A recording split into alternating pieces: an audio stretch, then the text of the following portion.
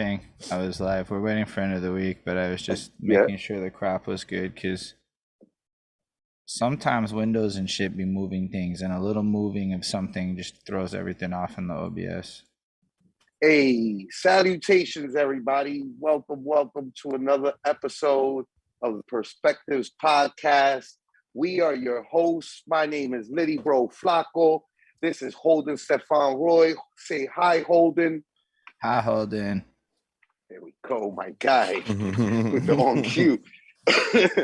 Today, we have a special guest, podcaster, man of the culture, pusher and influencer of the flyness, and low-key, in my opinion, probably like should try his hand at stand-up comedy and shit. Like, Sly God or just Sly? No, or it's all right. Sly T, but Sly. it bounced back and forth. Don't matter. Sly's cool, T's cool, whatever. Sly God, because I'm from Buffalo. Spin off Fly God. All I saw was Sly yeah. God, and I couldn't figure it out, so I rolled with Sly God. It's Yeah, all no, over it's your, all good. it's all over your shows. It just says Sly God, which I Yeah. think is because it's your handle, Mhm. and then that's just how it worked out. But We alternate names a lot. You see Excel be flipping people's names all the time, and Mercy, we're really stuck on BD, man. That was kind of BD Siegel. So we're rocking with that one a lot. Oh no, I think Flacko froze out again. Oh, This is there he is. Oh, he's back. He's back with us, folks. It may just be one of those episodes where we deal with the turmoil of, I guess, the Bronx connection. Yo, I don't understand it though, because I got all my bars, fam. But like, I'm seeing it happen, and I'm like, when I start hearing the Matrix, I'm just like, let me just shut up. I thought you were just smiling, bro. I didn't even realize. All right, so let me finish it right. So Sly T. Oh boy. I don't even know. One of the hosts Chop This Fable podcast. Wait. Oh man, did this happen again? Jeez. It did, yeah. You heard the Let's Chop This Fable plug. We heard that. And the Low Lives podcast is, I think, the other plug. Yeah. Man of the culture. That was Appreciate another one. Definitely, I think the comedian thing, there might be a point to that, although we'll come to see, I guess, whatever. But I think Flacco's with us again. Yeah. Man, I think I'm a Sly, man. I had a lot of like energy coming into this. My connection is like deflating. Ruining the like, vibe, yo, bro. am I even gonna be able to ask my question? But so we got Sly in the building. I'm very happy. I'm a big fan of you guys' show. I'm a big fan of what you guys do. I'm a big fan of you and No Mercy back and forth. And the energy you bring to No Mercy is very welcoming, I think. Yeah, man. So the way we usually start the show is we do our introduction of like how me and Holden came to be, how our show came to be about, right? I was doing like an album. I was on Litttyy Bros, which is like my group, and we were doing our first project. Fresh out of pandemic, you were talking about starting your show with No Mercy at the beginning of pandemic. No, that was right? mine. Mercy's came after. I was talking about the Low Lives earlier. That's what started in the pandemic. Yeah. Right. Low Lives, right. And so we similar, right? Like, yo, work is out of the question. Let's drown ourselves in artistic shit. We put out an album. The engineer for the album is a homie of mine from up in Montreal. And I always say like he might as well be like a New Yorker because like he like doesn't ever promote none of the artists that he engineers for and shit. Cause it's like if I promote one, then I gotta promote them all. and I'm not co-signing a lot of this shit. I'm just Right. getting paid to like mix, you know what I mean? Mm-hmm. So like he's slick like that, or he's sly like that, and he I see what you he did. he doesn't promote anything that he works on, but he promoted our shit and promoted it like quite favorably, like on some like, yo, I never been like lit in New York, but like it looks like if I were to be lit in New York, I would love to be doing it with the Litttyy Bros. And like Holden saw that and was like, what? Like Merker never shouts out anybody. And then he went and looked up our shit, and he was starting to do interviews, but like really was building a channel upon reviews, like, and doing album reviews. Yeah. He was doing like lots of album reviews and shit. And he like reviewed our album, and like the album review like was wild thorough. Like I was like, yo, this is the best album review I've ever seen, fam. And I was just like totally unexpected. I'm like, look at this white man being all fucking all in depth and shit. This motherfucker pay more attention than my homies, goddammit. So I was like, yo, we should do an interview together.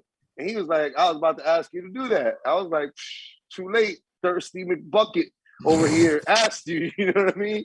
So like we did an interview, and I felt like I went to fucking therapy, bro. I was like, yo, he asked me shit that like, I'm like, yo, we talked about my life before rap, which has never happened to me all these years doing like rap fucking interviews. You know, it's always like, when did you fall in love with hip hop? And like, if it's not that, then it's like, you know, would you be on Love and Hip Hop? Or then if it's not that, then it's like battle rap related, and it's like all battle rap things. And it's just like, man, I got a whole ass life outside of this shit. You know what I mean? So, but like, it was really good. And then like, as a typical New Yorker, I was like, yo, you should let me put you on to my homies. And we interview my homies, and we started interviewing my homies. And here we are on episode 59. 59. That's good. 59. We've been doing this for like close to 2 years now. Jesus Christ. Definitely. You got it's man versus be all up in here, people. I know. If you see me swatting, this is Fly. I'm telling you. I've been fighting with it. You gonna catch him. I don't know, one of these days. Shout out to Vice. I'm gonna get him. But that's what's up though. I mean, because I've seen a lot of podcasts start, and like they don't understand how like slow it's gonna be for a while. And after 10 episodes, they're like, yeah, I'm done. And yeah, a lot of people were done quick. Yeah. It's because their heart's not in it. Yeah. You just gotta go. Like, don't matter if one person. I was happy when I got like 10 views. I think the first one I got was like 100. And I was happy after that getting 10, 9. And I'm giving the same I was now back then too, just cause yo, it was fun. It's fun. Yeah. Yeah. And you enjoy what you do. Right. And you can't give it up on, like a lot of people do. So to keep going, I gotta give it to you. And I'll salute everybody over 50. Once you get to 50, you get the salute. Facts. You guys are hit 50. Hard. You guys are also doing like multiple episodes a week, which is like mind blowing. Like that's dedication. Yeah, I don't know. If I'd have been able. Like I credit like the homies from. So we're on EO Dub's platform. I'm not sure if you're familiar with End of the Week. EO Dub. It's like the longest weekly open mic in New York City, and they've been running for they were running up until pandemic every Sunday for 20 years. More than that. Leading, now it's more than that. Oh yeah, now it's about 20 years. Yeah, but they leading up to pandemic. They were leading into their 20th year of like every fucking Sunday. And like, they've got like a pretty legendary, like, you know, like Immortal Technique came through, and like a lot of people have graduated through EO Dub. It's like New York City's like, Math has spent a lot of recent episodes bigging up EO Dub and talking about like, that's where he got his performance chops from, is like performing there every Sunday and shit. And so they, you know, when pandemic hit and you couldn't throw no live events, they came online, and one of the founding members had passed away, and we celebrated his life on the EO's on this Zoom, and we stayed on it for like, I think it was like maybe 2 months straight, 24 hours, just mourning together, building together, celebrating him together. You know what I mean? Just really the Lupe fiasco, Mickey Facts. When Lupe Fiasco was talking shit about battle rap and saying that battle rap isn't the end all be all, and he named up another platform. It's EO Dub that he was talking about. Okay. And he like started that type of talk, coming to pay his respects to vice versa on here. So like, you know, we came on here to do the show, and here we are. You know what I mean? Like years later, and keeping their, you know, that same rhythm that they're back to live performances now, because that's their thing. You know what I mean? Is like giving a home to indie artists performing live and shit. That's what's up. But yeah, so point being, here we are, and we're 50 episodes in, but you guys do 3 episodes. I credit people when they give us credit for like being this deep in. I'm always like, yo, Holden. Like if he wasn't as stable and a fucking rock that shows up every week, I would have been like fucked up and been like, this is all like big blessings to do this. Like big the opportunity, like, yo, I'm from Montreal. It isn't like I get exposed to New York culture that directly so frequently from so many people who've done things or been interacted with people who've done things. Like we got to interview Excel. That was exciting to learn his story. Yeah. And so like in what universe would I normally get to have those kinds of interactions? It's just not, you know, you have to kind of create the environment. And arguably I went from watching this kind of stuff to doing this kind of stuff. So like you said, once you start loving it, it's not really about the views so much as the experience. And I don't really imagine the lifestyle being different. I would even like the last 2 weeks we didn't do an interview or anything. I was kind of not even streaming, and I'm like, man, I miss it. Like something's not in my life that needs to be here, even with the summer and the nice things. I had the same thing. I went on vacation up in the woods, man. Everybody, you should unplug. I'm telling you, for a week, a year, just no phone, no nothing. But I'm like having like I'm like, I can't check YouTube or nothing. I'm not uploading, and I'm freaking out. But I'm trying to have a good time. But I'm like, oh, I wonder if they like that last one I put up. So then there's this one patch of grass that you get signaling. So you'll see mad cars lined up. So I had to creep over there real quick and just give it a check. But that's that. I was working every day for at least an hour, a whole year. Then just to stop. It's a weird feeling. So I feel I get that same way. I get that same way.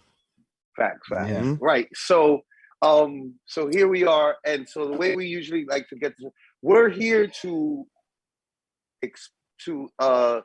learn your life experience. I try to tell everybody it's your origin story. Okay. Like, so that's what we're gonna do here today. So let's start off with where are you from?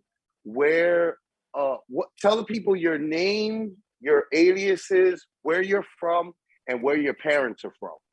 Okay. I'm from Buffalo. I don't give out my name.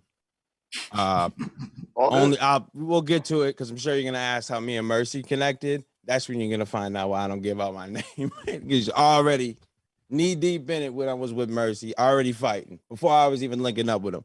But I'm from Buffalo, was born and raised. What was it? You want to know what my dad? Where your parents were from? Oh, the same place. Everyone's from Buffalo. Everyone never left. Whole family. So your family, was it like right? Because us, right? Us people of color in this country, right? Like our origin stories are usually in the South. You know what I'm saying? Or the Caribbean. So like, is it that like your parents, or were they like always like generationally, like great grandparents were up here? Whole family. Grandparents were I'm not sure about too far back, but for a while, it's just for as long as I know it's been in Buffalo. That's wild. Still is. All right. Yeah. Since Flacko froze, I'm gonna just roll into the part where he would hand it off to me to do the next question. Okay. So that's sequencing. It just worked out there. Perfect. Um, Planned. so basically, usually we'd be talking to musicians, whatever. So it's a little skewed in the music direction, but Yeah. it's a bit of a story. And when it lands, we'll just kind of let you run it, and it'll bring us back. So starts out with my girlfriend one time, and she's washing the dishes, and she's got her phone on, and she's playing that Black Eyed Peas song, the "I Got a Feeling." Ooh. Mm-hmm. She's vibing, she dancing, she doing her thing, and I look at her, and I had this thought, and I'm like, yo, when the fuck did this song become chores music? Because if you like think about this song, run it back to like 2010, it's middle of the night party music, no matter where you were in the world. Then effectively we run it 10, 12 years in the future. All of a sudden now it's this song that you put on when you be doing some chores, you be doing something like that when you're trying to go back to them celebratory times. And it just got me thinking about the transition of music, because like the song doesn't change at all, but our lives change. So the context and the relationship that we have with the song evolves so much that its place in our lives changed. It got me thinking about the little ones running around with the pop smokes and whatnot, how they have no idea that they're going to be washing dishes to that in 15 years. They don't know that when I heard that, I skipped the line and went straight to my dishes washing music. It's just kind of how the life cycle goes. But the reason I bring this up is because often when we do watch interviews and we do hear about people's origin stories of sorts, it always seems to start at the same point, this adolescent period where everybody's like 12, 11, whatever. They're starting to form their identity. They start talking about, yo, I fell in love with hip hop at this point. I started to rap at this point. My first favorite this is at, it's all like at this phase of life. But then we're kind of skipping a lot of like the early phases. Like I can remember, being like super young, how much music was impactful. Like there's a good chance even like as a baby and shit, music was being around us. But I can remember being like 5 years old up in Montreal in the crib, and my dad had these like, gray boxes all around the apartment, the amp and the preamp and the radio on the tape deck, and with these wires going onto the surround sound all over. And he'd be playing some shit like the Led Zeppelin tapes and stuff in the daytime, but at the nighttime, it was that club music straight from the Montreal clubs and whatnot. I can remember my mom's, it was different. It was like musicals and Disney shit and all of that kind of love song vibes. And all of this created a smorgasbord of sounds that kind of blended up and created this whole soundscape of my environment before I had any real control over any of it. Yeah. But it impacted me to this very day. So I was hoping, Sly, you could bring us all back to your early days in Buffalo and let us know a little bit what it sounded like to be you growing up, considering most of us probably did not grow up in Buffalo and don't have that full context of what life was like. Yeah. Well, okay. Well, how I grew up, I did like that conversation you were having about the music, because as soon as you were talking about bringing it back, I can remember, because how I grew up, I'll get back to the Buffalo thing, because I'm gonna be honest, the whole growing up, my dad, they worked outside. It's a short one, but about to get to the music, I remember because my dad played the guitar, so he'd be listening to Zeppelin, like you said, Pink Floyd, Van Halen, a lot of rock. Rolling Stones was his favorite, so we would. So I'm listening to that. My mom would be listening to Alanis Morissette. Hey. Yeah, right. Oh, you guys are right next to Canada, though, right? What's that? You guys would be right next to Canada, though. Oh, so yeah, you get yeah, them yeah, Canadian yeah. radio stations. New York City, New Yorkers talk wild shit about Buffalo. Yeah, for some reason they think that we live in like the farm, bro. We call it South Canada up here. I mean, y'all are closer to Niagara than I am. Yeah, I'm sadly would never be able to see Canada, but whatever. one day I could wave to her from across the water. But yeah, I can remember that. So growing up in Buffalo, I just outside a lot, man, like with the family, with the friends, just running around. I really didn't, as a kid, do much, really. You just do like I didn't start doing anything until like the teenage years, because I was really just playing around, like just a bunch of different friends. We would go to the pool because we lived in this apartment complex, so we would go to this pool. I remember that, playing basketball.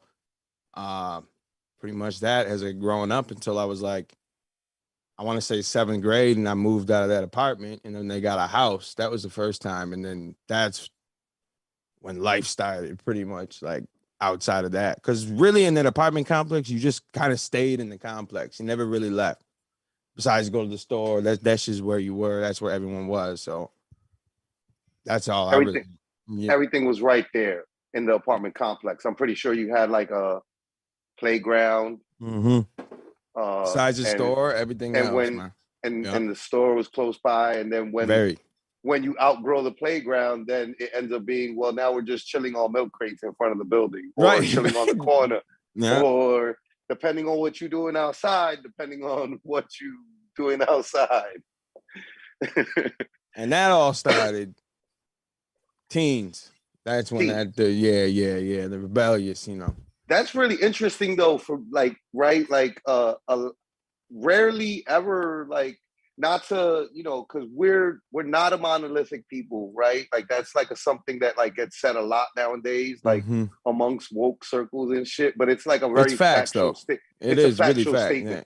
We are not a monolithic people. So like when people expect us to be a certain way, it's kind of like, we're not all the same, fam. Yeah, like I didn't grow up with roaches and rats and that. EBT definitely, but I didn't grow up in a dirty crib like that. So when Show Off said that against Arsenal, I felt it. I'm like, yo, my crib wasn't dirty.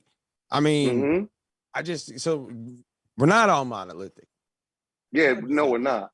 And honestly, right? Like, it's not surprising, but it's dope and refreshing to hear that, like, right, that like your father was like into rock, and then like your mom is like into like, what would Alanis Morissette and that stuff be, like soft rock? I guess. She's definitely some kind of alternative rock with like hip hop drums rock. And like she's an interesting one. Alternative rock, right? That and hip hop. But it's crazy the whole because R&B, you know.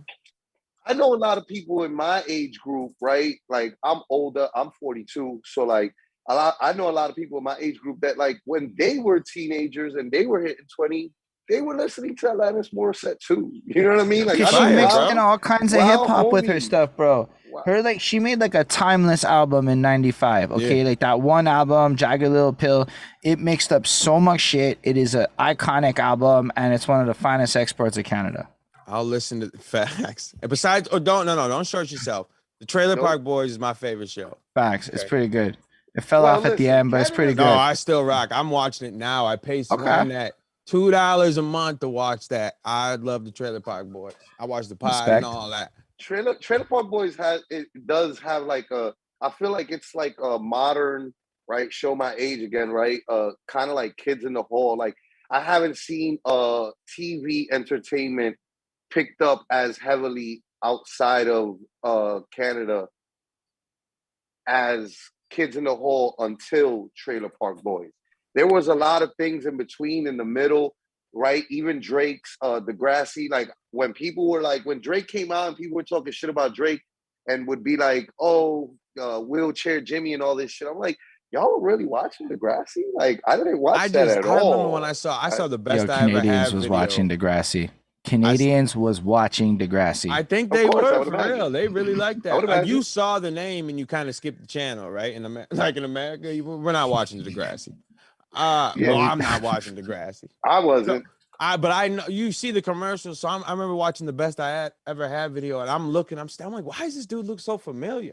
I'm like, this can't be the dude from that the white show, the Degrassi. And when I found out it was the same person, I'm like, oh, this guy's gonna be gone in a month, man. Give it a month, maybe 6, he'll be gone. Boy, was I wrong. Very wrong. Proved you wrong like a motherfucker. Very wrong. Trailer Park Boys, Kids in the Hall, Drake, Alanis Morissette, Celine Dion also. Like you guys have a lot of Dion did a lot. You guys, when you guys get an export that hits in America, it hits like a motherfucker. You know what I'm saying?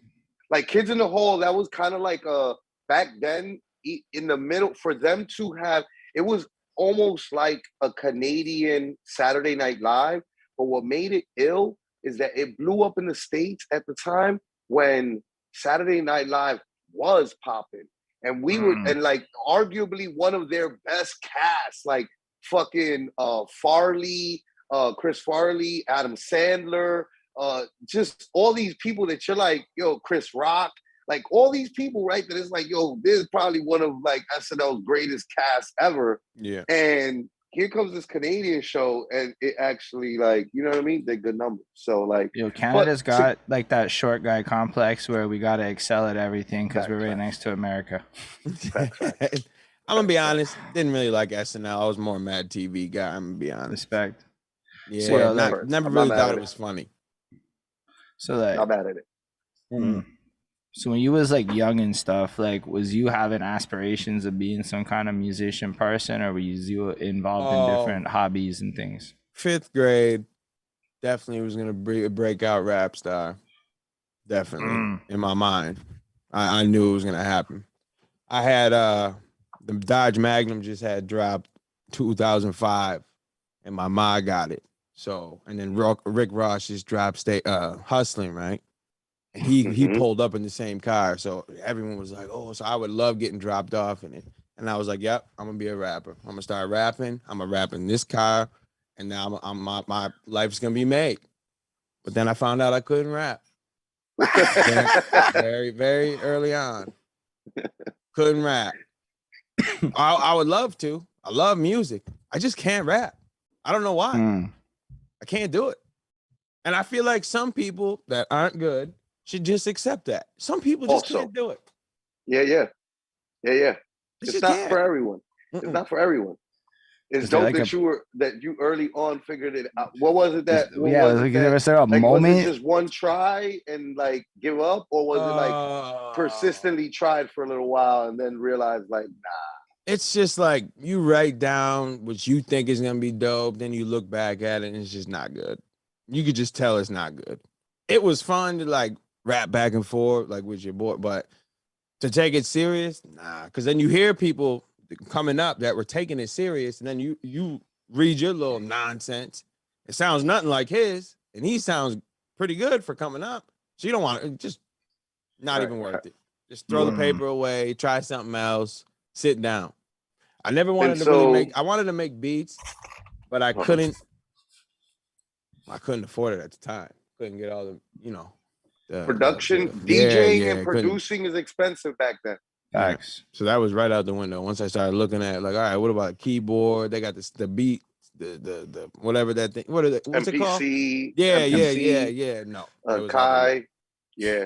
This podcast is expensive, but yeah, way different time in my life than I was back then when I thought I was gonna be a rap star. But yeah. This is more entry level, affordable as a grown man than even, right? Because there's even like now, even right, like it's like you could get started with Fruity Loops and shit, right? But like if you want to get hardware to produce, that shit is still expensive. Like I comparatively speaking to like getting a really good mic and what you need to like podcast properly. You know what I'm saying? Shit, I don't even do that. I be here on my motherfucking iPad and my motherfucking AirPods. You know what I'm saying? You see how me and Holden rock. We had to get the best of the best. Had to get the SM7B. Duh. That's what it is. That's what you got to get. You work up to it. This is the. I'm getting the black. What's it called? I gotta look it up. It's fire too, but you gotta get certain things. People say you can start off with just like, oh, just talk on your phone. Don't listen to them. You can't, because it sounds trash. No one wants to listen to a podcast. It sounds trash. It's never gonna happen. So I knew. So I was doing like, as soon as I wanted to started studying podcasts. Started looking up how to do it. What's the best? But I started off with like some $50 condenser mic or whatever. We both had it. And then but I didn't even know about stereo and mono. So the early episodes, couple, like 10 of them, you heard me, but you couldn't hear my co-host because I had it in the stereo, so it only came through my mic and not his. And I'm like, well, why is this happening? So then I finally looked that up, and I'm like, oh, I've been just wasting time putting it in stereo. So I thought I was doing the right thing this whole time. And I remember that because in my case, it was like it only played in one ear. That's it. And I didn't know until I put headphones on finally and was listening to it because I never really watch them back because I edited them. I don't need to watch. Facts. Nobody want to watch it back after editing it. Yeah, my Fresh, the call, he thinks it's weird that I don't watch it. I don't watch them. I edit them and then I put them. I did it live, which I forget a lot of it, but whatever. Then I watch it. I gotta edit it. I'm out sitting down watching it. I'll skim through when I upload to see, all right, did I miss something I wanted to take out, or did something drop and we stopped, just to make sure everything's all right. That's it. I don't even like them.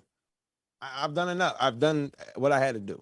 It's like you live the conversation. Yeah. And then if you remember the conversation, it's like watching and then you just had that. It's like watching a movie again, but you were in the movie. Yeah.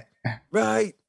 I film on Tuesdays. I come home Tuesday night and start editing. I live this. I don't need to watch it again. I'm good. Yeah. I'm good. I know who that guy is. I feel you. We don't do. I don't know about you, Holden, but I don't watch back our episodes. When you know what, we ended up doing review episodes, like at certain points, like maybe like 15 or 20 interviews in, we did like recap, and we went back and watched live on the stream, right? Like on the show, we watched old episodes live.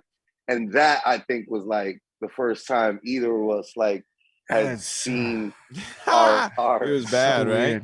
I bet you, was it bad? It wasn't as bad as I thought, but like I remember watching one of them and I'm like, bro, I didn't smile for 2 hours. I think I was talking to Iron Solomon and I didn't smile for 2 hours talking to that man.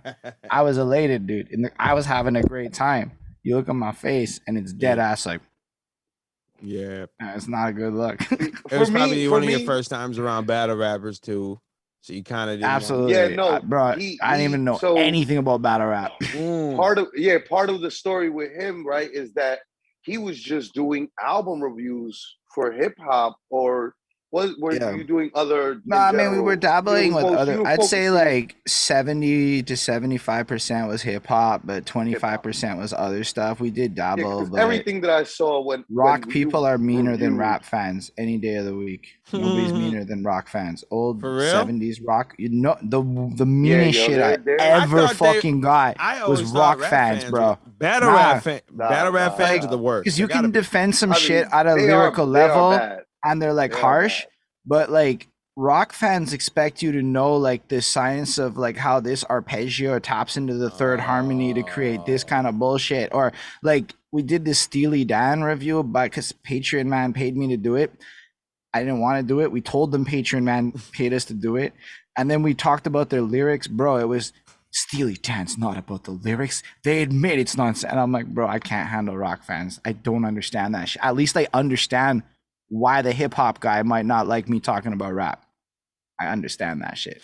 Yeah, it's a cop out though, I'm gonna be honest. If you had a good, like, he shouldn't be talking because I don't like that. There's so much nuance in all this shit, right? Like I don't have an opposition at all to any white person enjoying hip hop, reviewing hip hop, right? I get more offended when like fucking white guy in Canada wants to try to tell me, the guy born and raised in the Bronx in the fucking 80s, what is or isn't hip hop, because I just so happen to like some commercial shit, because I'm not like stuck in this phase that he's stuck in, right? Of like pure hip hop only. And it's like, bro, I'm from here. Like, we like to party too, bro. Like, it's okay. You can take it. You don't gotta listen to D Block 100% of the time. You know what I'm saying? And so, like, I take like offense to that. You know what I'm saying? Like, in general, to anybody who's like trying to like question my hip hop past, and it's just like, I get that too. Mercy be clowning me for listening to Tyler the Creator. I love what Tyler's brilliant, bro. I've listened to Tyler's great. I remember walking past the TV seeing Yonkers, the music video, because MTV Jams. Is that the one with the cockroaches? Yeah. So I'm sitting there watching it. I'm like, I just like the the aesthetic. cinematography. I like the set. Yes. I liked him just How sitting there, plain, black and because white. it's just white and dude sitting there in shadows essentially for like almost a whole minute, and the song is what, like 3 minutes? Yeah, I didn't know he hanged himself at the end until I saw it on YouTube. I just thought it ended. Word. I didn't even know that. Facts. I was still watching videos back then also on like MTV Jams, I think it was. I forget what else was playing music videos back then. But the point, hold on. The point being, so did Kickies, like, did MTV like break off and have like its like whole reality TV show and then dedicate a bunch of hip hop shit to a particular channel? Yeah, 213, bro. 213 MTV Jams. I don't know.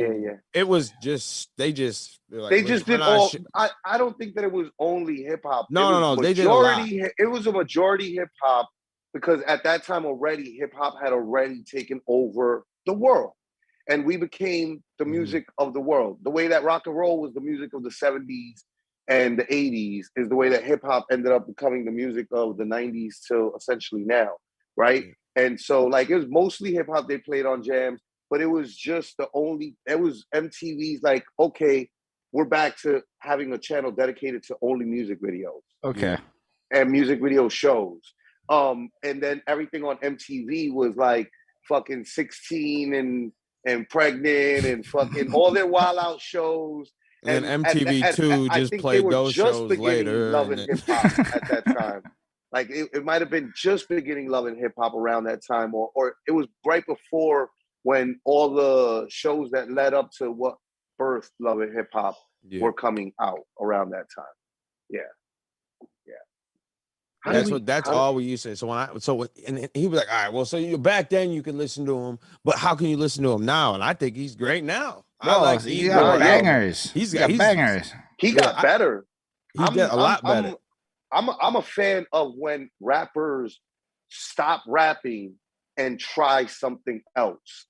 If it's done right, you know what I mean? Like I'm always going to champion rappers stepping out of the box, because when I think about it, and I think about like even if you know what, this is part of why I wanted to have you on the show, because I watch y'all so much. I feel like I know it. So I feel like I know you and Mercy from watching y'all show so much. That's cool. That's and like knowing your opinions and shit. You know what I'm saying? So like I agree with a majority of all the shit both you guys say. It's just there's little places that we're not gonna agree and that we deviate. And No Mercy, I agree with him on a lot of like hip hop shit and a lot of battle rap shit and stances in life, right? Like man, character, what you're made, your integrity and where that stands. You know what I'm saying? I stand with him on a lot of that shit, but then I also see him like very like opposed to like a lot of like just general, like I don't even know if he really enjoys fly nigga rap too much. You know what I'm saying? Like, and I'm a fan of all that shit, you know? And I'm a super huge fan of like when rappers like Biggie did it, like even if we stick to the greats and like that, like Biggie did it on Player Hater. Like Biggie stepped out of the box and was like, Player Hater. Yeah. You know what I'm saying? Like, yo, I'm a fuck with this shit in my region and fuck with it in the way that I can. And Tyler, like his way of doing it is like, whoa, bro, like you reached Andre 3000, Love Below, CeeLo, Knowles, Barkley levels. Like it might be better than 808s. That Call Me If You Get Lost came out ironically when I went to the woods, so that was on repeat. That album is incredible. Did you do you smoke? Yeah. Okay. Did you try some? Have you ever tried shrooms? Oh, of course. Okay, so did you try shrooms? I'm pretty sure if you were unplugged, you also had some not shrooms. Then. No. Oh. That was back in the day. What? Yeah, no. You might have. You probably have a great experience doing. I probably would with some Tyler. Tyler's music now, like all the Igor shit, and until now, like Flower Boy is dope. Wolf's still one of my favorites. I think just because my daughter was born around that time, so every time I hear that album play, it reminds me of her, obviously. So Work. that's got a special place. But Flower Boy is dope. It's dope. Work. And I like Igor. I like the sound of Igor a lot. Yeah, I think I might he's a great. not rock with the words, obviously, because he's singing about dudes, but I like I mean, yeah, I mean, I don't even really, 9 times out of 10, I don't even like that. I guess it's one of those things where like, hip hop sometimes like, and I mean, really, I don't know if it's that as much as it's just like after a while, like a switch clicked in me and like I stopped like being like the lyrics police. You know what I mean? Like really it became more about like the vibe of New the York whole with the song. lyrics, bro. And this is what I'm saying, bro. Like, if and I you grew up couldn't, around this shit. You know if what you I'm couldn't saying? spit a So it's just 900 like, bars in freestyle, you just weren't New York, son. no, Y'all had a lot of stipulations for music. I'm yeah, telling you. the rule. New York became the rule meisters. You know what I'm saying? Like the like we invented this. We're gonna tell you the way it gets done, okay? And it's just like, yo, chill out, bro. Let people have some shit and do them. I don't want like that's part of. I was just having a conversation this weekend about like my favorite scenes outside of like New York or like talk about cities that I love. I'm like my favorite like cities are like Houston and Oakland. Like I love them because the energy that they carry with them, it's so genuinely them. They don't care about doing hip hop like New York or doing anything like New York. Yeah. They're deep in their own shit.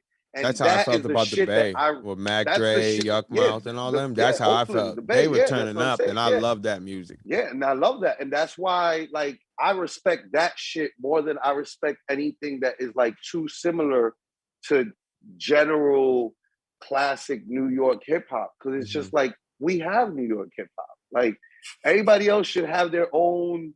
Like New Orleans has their bounce, and Atlanta with the trap, and now Detroit with their fucking offbeat, onbeat, it had to give me. It took me a minute to rock with it because I do now. Like Calico's WWF fire, like that song I love.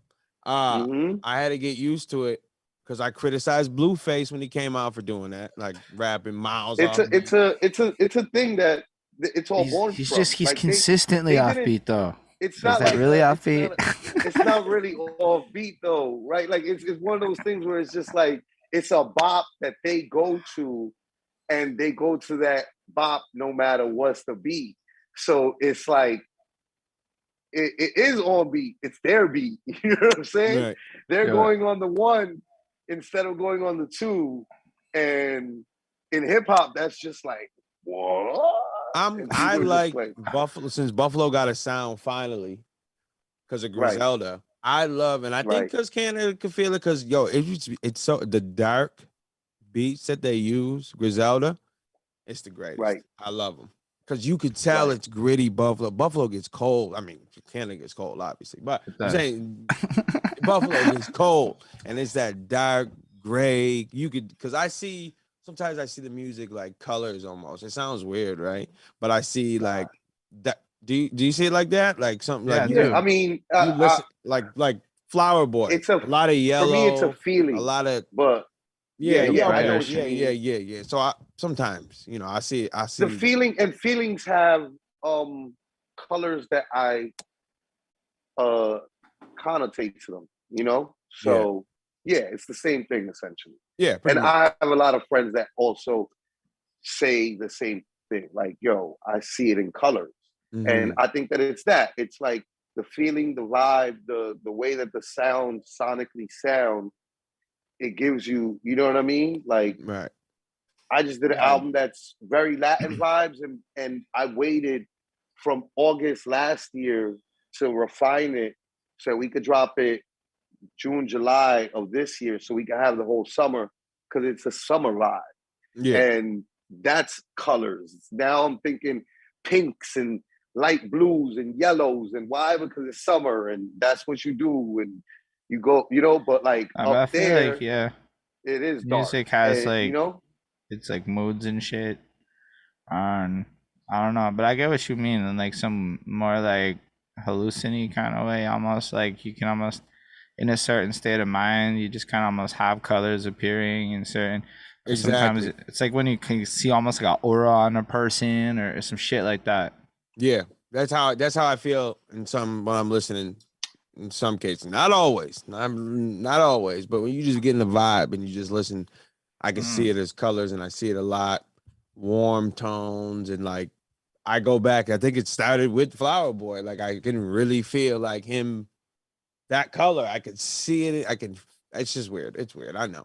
It's just Nah, people it that makes love total music, sense you to know. me. Not weird. Once you start Yeah, loving yeah. music, that's what happens. All The right. music is mad deep. It's Yeah. like It some might be, you know soul what? touching shit.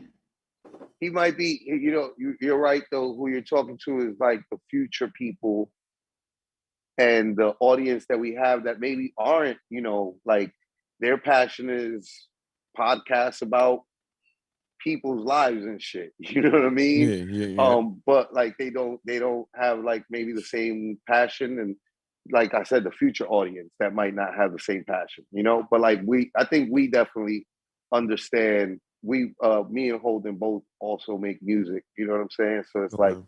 once you're knee deep that much, you know what I'm saying? Nah, Like, but even just like having certain times, you'll be like, yo, especially if you are in some nature place or some shit and you're just kind of lost in your zone and you're having already some kind of metaphysical, spiritual shit going on in your body, and then the right song kicks in at the right sound, you know, it just kind of has an energy to it. And maybe it's a blue. I don't even Mhm. know what that means, but it's a blue or an It might be a orange blue. or You never I know. mean, look, the blues got named the blues, right? Because it was like the music and the fucking feeling of what they talking about, you know? Like, I'm gonna talk about this fucked up shit that I'm dealing with and shit. You know what I'm Right. saying? That's blue, you know? Like Right. we That's a we fact. but all felt we all felt that same feeling. So it's like it's not even like born with us. Like our parents and their parents, they handed them down blues. They didn't come up with blues on their own. Right. They got it from their parents and shit, you know? yo, but I have a question then. So let's say you found out you couldn't rap because you were surrounded by all kinds of good rappers in Buffalo, where I imagine it's probably tougher rap too. Um, what happened after that for your passions? So you couldn't get beat machines and you couldn't rap. What does a teenage you end up deciding you want to do? Bro, I was just gonna live, man. I was just gonna exist. I didn't have any, I didn't know what I wanted to do. The only until 2020 when I decided to do this. This was when I decided I'm gonna stop just working. I'm gonna try to do something different in my life because you I was just working the jobs, and then in 2017 I had caught a case, right? So going through that whole thing, lawyers, getting locked up, getting all that. I was done with it once I was done. Right. Everything was done. I was doing my probation. I was done. And back in my mind, I'm like, I got to do something different. I don't want to just go back and fall into, I'm just going to start working because Right. because the same thing might happen. Who knows? So I was like, I'm going to try to do something, but what can I do? I've always wanted to make videos. For some reason, I always wanted to make videos. And I wanted to um I wanted to do like commentary videos, like blogs almost, right? But Right. I didn't know what I wanted to talk about. And around that time, which is funny enough, like when I got into battle rap around 2014, I want to say 2014 is when I got into battle rap. People here and they hear me talk, they're like, oh, he knows what he's talking about, whatever. Like when we get in debates or whatever on the show. But when I tell you that my first battle I ever watched was Joe Budden versus Hollow the Don, people get shocked. So they're like, what? That's so late in the game. Like, that's total slaughter. I never paid attention to anything. Never watched it, never nothing. Until I saw that. And someone just brought it up to me. It was like Joe Budden. I remember seeing the commercial like Joe Budden's battle rapping. That's weird. Didn't know who Hollow was, didn't know nothing. So I started watching it. I watched that event and I saw Daylight dressed up as Spawn. I'm like, what is going on here? I was confused. So I started watching, and I watched that, and I'm like, yo, this Hollow the Don's kind of cool. So I go back. I'm like, I wonder if he had anything else. So I remember that in the interviews, they were talking about Loaded Lux. So I watched that one. I watched that twice in one night. And I'm like, yo, I'm Wait, like Loaded Lux and who? And Hollow. Hollow? Okay, Yeah, well, yeah. So now yeah. I'm going through. So then That's a it would good recommend me something else. And then I found battle. Arsenal. So I went back and watched everything Arsenal has done. Then I got the grind time. Then I saw Dutch. Then I saw I started like doing all my homework and I was like running through for a year of everything battle rap. Every day watching it. I was like I was addicted to it. I couldn't stop. So that's how I got into it. And then I wanted to do a video. And I knew I was like, yo, my breakout video, I'm gonna diss Battle Truth. That's what I'm gonna do. Oh, another blogger. Another scumbag. Blogger. We gotta call it how it is. That's what he is. Scumbag, dirtball. But yeah, fair enough. Yeah. I don't know anything about him, so you don't. It's a hold on. No, we'll get. You don't do yeah. But anyway, I made that. I was like, I want to do that, so I got a Yeti Snowball microphone. Shout out the Yeti Snowball. Shout out to the Snowball. Right. And I was like, all right, I need a camera. So I got my sister-in-law had a camera. So I was like, I took this little, I don't even know what it was. It was nothing good. So I was like, I put it up. I'm like, all right, I need everyone out the house because I got to record this, right? So I record this, trash, right? Worst video ever. So I'm like, well, I don't know how to edit. So I get Final Cut Pro or whatever the free one was. No, Sony Vegas, it was free. It was a free Sony Vegas. So it was glitching and like you barely edit, but I don't know how to edit. So now I'm like, all right. So now I'm looking on YouTube and studying how to do that. So I'm like, just to cut, like, I'm like, how do you split the parts where jump cuts and all that? So nothing. I'm starting from scratch. So by the time I learned how to cut, I put the video in. I sit back and watch it. I'm like, this is terrible. I'm not putting this out. I'm going to be embarrassed. The sound's terrible. The mic is trash. It was like $50, I think the Snowball was back then. This is horrendous. And I was like, I clearly can't do this. This was back in 2016. Then the case happened and whatever. So then afterwards, I got into podcasting with Fresh.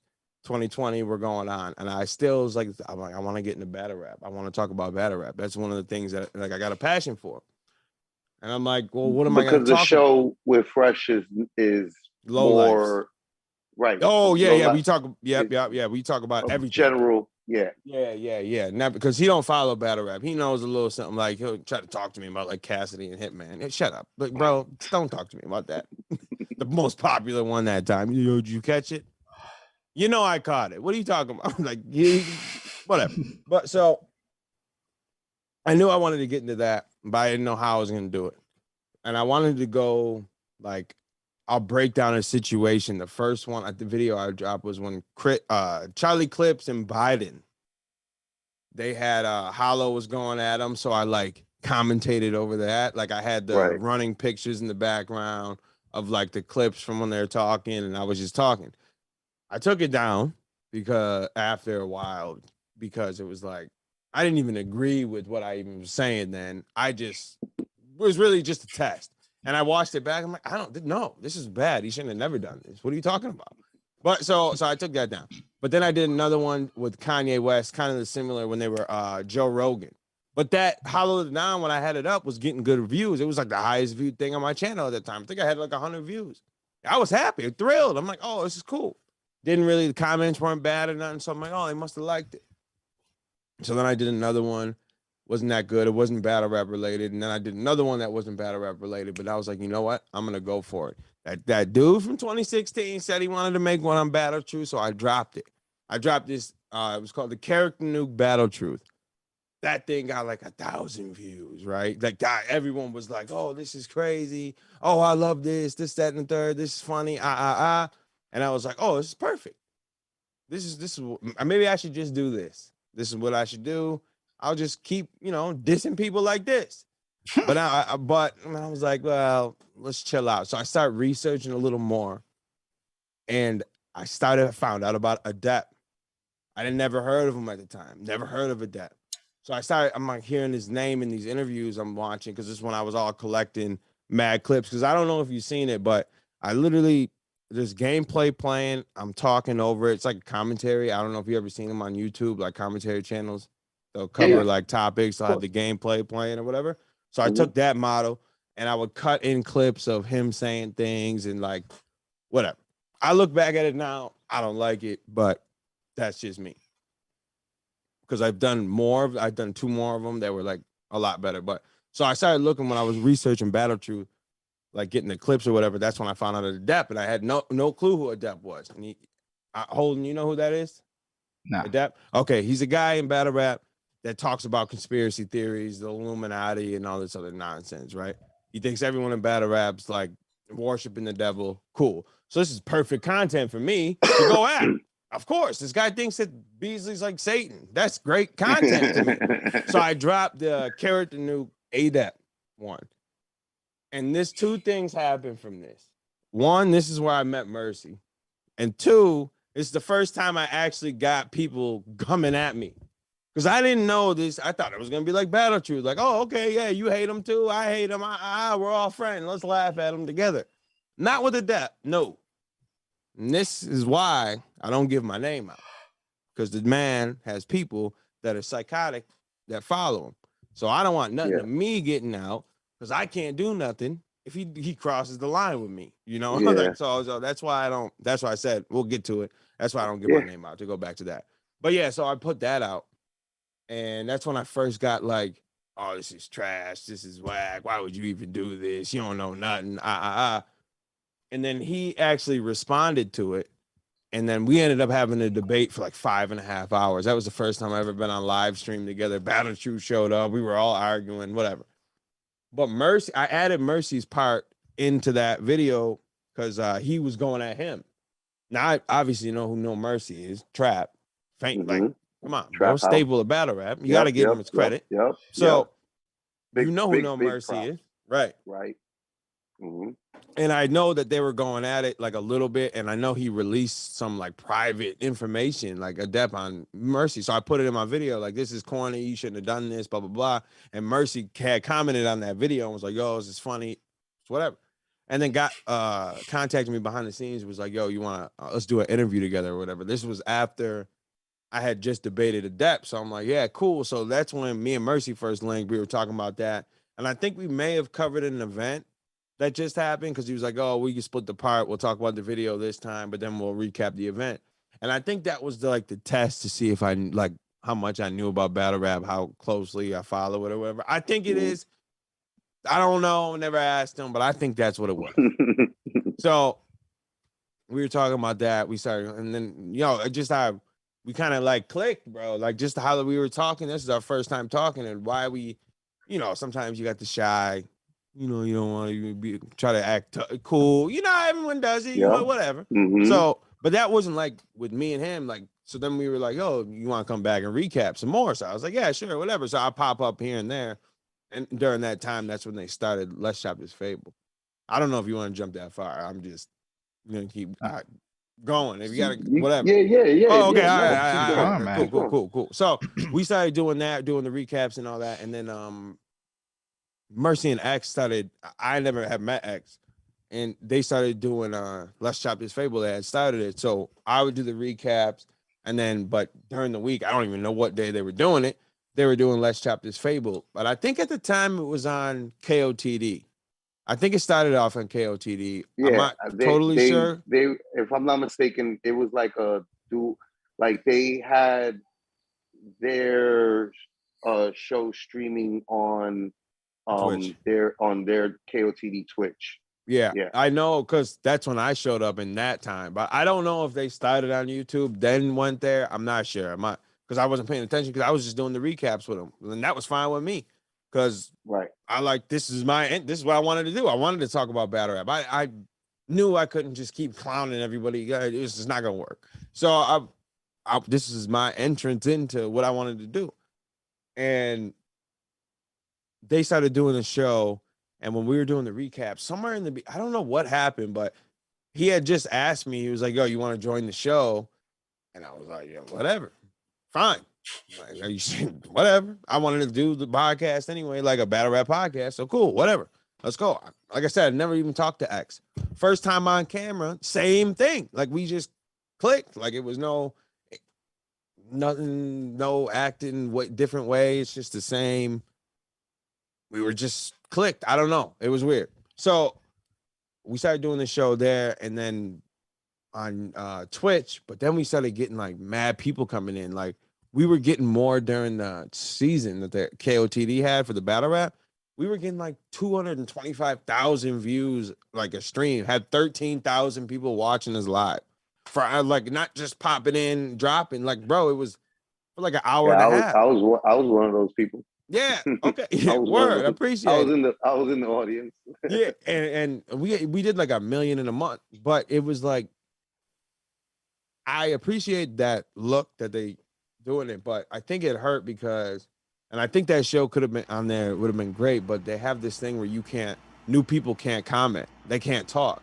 Well, this is Twitch. That's part of the thing. That's part of Twitch, chatting in the, but you have to become a member. I didn't ever subscribe to KOTD. Yeah, so I just followed the channel, but I didn't. It's a monetization angle. Yeah, you don't have to turn it on. But the other side of it is when you have 50,000 people watching, your chat is already stupid. Yeah, it's not a chat anymore. I'm not mad at them for it. I understand why they did it. Like it makes sense to me, knowing the like back end business of shit like that, and knowing, and also knowing battle rap audience. Like, yo, you know what? Make it if they want to talk shit, make them pay, yo. You know what I mean? Right. Like, yo, if you want to talk shit that bad, motherfucker, follow the motherfucking channel, subscribe and shit. Right. I was just always got that free Amazon Prime sub every month, so yeah. You got Amazon Prime, somebody gets and a lot of people, usually everybody uses that. But so you were saying, So we were doing the show there, and it was dope and whatever. And then we ended up doing another show over there called The Look Back, which specifically covered the season that KOTD was doing at the time. So we would just look back on that week's battles, and that was dope. But I miss a lot of the live events on the weekends because I'm usually out on the weekends and shit. Yeah. I'm doing shit, So it's just like I'll miss a lot of weekends. You gotta be Litttyy, bro. You can't be Litttyy at the crib all day. Right. I get it. Can't be Litttyy at the crib. And Saturday morning. The weekends is bad for me. But then that's why recaps during the week and shit was just like, or not on Saturday, So yeah. But going over there in my mind, I'm like, all right, but I'm not about to be, you're not about to just silence me because I'm over here and I can't say nothing about KOTD. So soon around that time we started that show, this whole thing with the judging mishap, like someone misjudged, like the judges did something wrong. I don't remember it, but so I'm like, all right, here we go. I'm gonna show you that I'm not. Yeah, I'm gonna show y'all that I'm not bought here. You can't tell me what to say. You can't tell me what to do. So I started going at him about like you shouldn't have done this, that, and the third. Slide. Did anybody actually tell you that you couldn't say what you wanted to say? No one said nothing. It was just yours. It was just me in my mind thinking, I'm like, yo, they might think I'm bought. Nah, I gotta show them that I'm not. You can't tame this. You can't hold this down ever. Okay. But so we were doing it over there, doing the shows, cool. But after a while, we were just like, let's just do it on our own. Like we got the Monster sponsorship, that was dope. Just to say that we were sponsored by Monster, that was cool.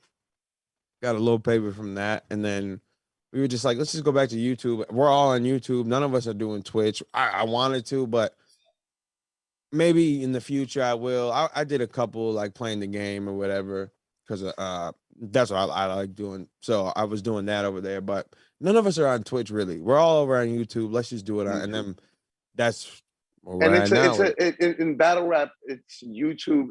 That's where like a majority of the community is. Yeah. The battle rap community, for the most part, right? Like a lot of them will pay. A lot of them are good people, right? But then there's even more trash, and there's even more people that don't want to pay, and you also need their viewership. It counts. And we didn't want to get too deep in it because we knew it's gonna be like pulling teeth trying to get these people to come back over to YouTube. So we were just like, let's just do it now. We'll start where we're at, and we'll just go like that. But see, this is what like with battle rap, right? And I had to come to realize it with our show. That's why it's not, you'll go to Black Compass if you wanted to listen to like every word broke down crazy. Like you go to Caps, that's going to do that. You go to Chris and you go to the staples. we're just gonna be just talking about everything over here. But like, there's a battle rap podcast, but as you see, we might not talk about battle rap for the first hour. Might just sit there and clown Mercy for a couple of, half hour. Now, you never know.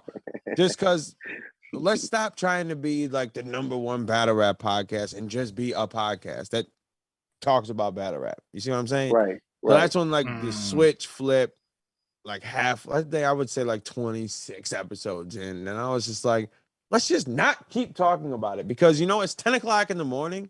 I don't want to hear about the aggressive bar at 10 o'clock in the morning. Let's just first wake up. So then it just came like the first hour. Yeah. Like, and I'm just so that I think that for as a viewer, we all saw the change, and it was pretty obvious, but like in a perfectly good way. And like it was like, oh, like y'all hit a stride. This is it. You know what I'm saying? Like this is it more than everything that happened on KOTD, more than like even like the earlier episodes. It was like y'all realized it, and like the clowning is like fucking chef's kiss. Like it's fucking mortadella. Because there's so many shows out here that everyone's just like, oh yeah, I like that too. Oh, you like it too? Yeah, me too. I like that. Yeah, I like. Yeah. And no, that's not how the real world is. People fight. People argue. Yes. People do not agree all the time. So facts. That's not us. We're never, and especially not me. I never agree with them. Honestly, I feel like you thrive on it. Just a little bit. I was about to say, Sly. No. Seems like you're the type that's like, wait. Like, how can I engineer this a little bit more? On purpose. And let me tell you something. This is bothering you, bro. Let me take the next 20 minutes and run it still because I know I can get. You know what? As a person, I do that There's myself. There's sometimes bro. where I'll be like I just agree with it. But I'm gonna fight with you anyway, bro. Yeah. Like if I see everybody going left, I have to go right. I don't care if the journey is gonna be harder. I don't care if going left is the shortcut. I don't care. You're all going left. I gotta go right now. I gotta go right. Yeah. It has to, I gotta be devil's advocate. I gotta propose the other side of the argument. I have to be the naysayer in the moment, just because if we're all just standing here and agreeing with each other, this is not gonna be like it's corny. Like, it's just not. I don't want it. I don't want to be a part of that conversation. I want to be part of like the friction and the arguing, the discussing, because that's where you actually get to. Sometimes I'm wrong, right? A lot of times I'm wrong, but we're not gonna get to like a place of me being wrong unless we go through the steps of what we're discussing and like the like multiple positions that you can't be taking in here. You know what I'm saying? I'm with you, bro. I don't like it. I don't like when everyone like. Obviously, some things you just can't. You can't fight. Yeah. But if I can, I'll find a way. Word. I'll find a way to fight. The energy comes off really, it comes off really well on camera, and like the fun that y'all have with each other, it comes off really good. Holden was saying before, like, because we didn't catch up for the last couple of weeks that we didn't do a show. We didn't get to catch up behind the scenes. We had caught up a couple of weeks ago. He came into town, but so we hadn't caught up for a couple of weeks. So like leading up to this episode, I just didn't know, and I was doing an album release, so like I'm caught up in my own shit, and so like I didn't know how much homework Holden had did on you guys. So like when we get on the chat on Zoom before, he was just like, nah, I got drawn in, yo. Like, it's good. I mean, like the battle rap one was less, like I watched a couple up. I was more into the low life. So I was like, nah, this shit's highly entertaining. This is some topical shit that I can follow a lot better. I appreciate it. Yeah, that's like I said, because Fresh, you don't know no battle rap. So that's why this is what I'm doing right now, is everything I wanted to do. And I'm glad that it's working out. And I'm glad that people like it a lot. Like, that's dope. Like you watching it like that. That's enough for me. That's I'm doing what I should be doing, and I'm good. And that's what makes me feel. Yeah. It's the greatest thing in the world, because It wasn't like all that. Like I cannot watch the old ones. That's how bad. You talk like this, you know, like all soft I know spoken. exactly how that feels, man.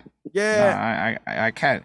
Like sometimes people will be like, because we used to do album reviews. So trust, by 4 years deep, you did everything. You did all the albums. So then you start going, maybe we should react to our old videos. And then you think about that shit. You're like, I have to sit there and watch me sound like that. And you got to imagine all the terrible takes I had that I then have to watch. Oh my God. I mean, but it you know sounds what it is like that, great content for somebody watching it, but terrible to make. We had the same thing. We were like, yo, how about at the year, right? We do like a retrospective where we go back and watch all the like watch a couple from the back. So we were like, all right, you know what? Let's just try it, not record it. We were like, let's just try it. We started it. First of all, the intro was trash. I'm like, oh, this is not gonna be good.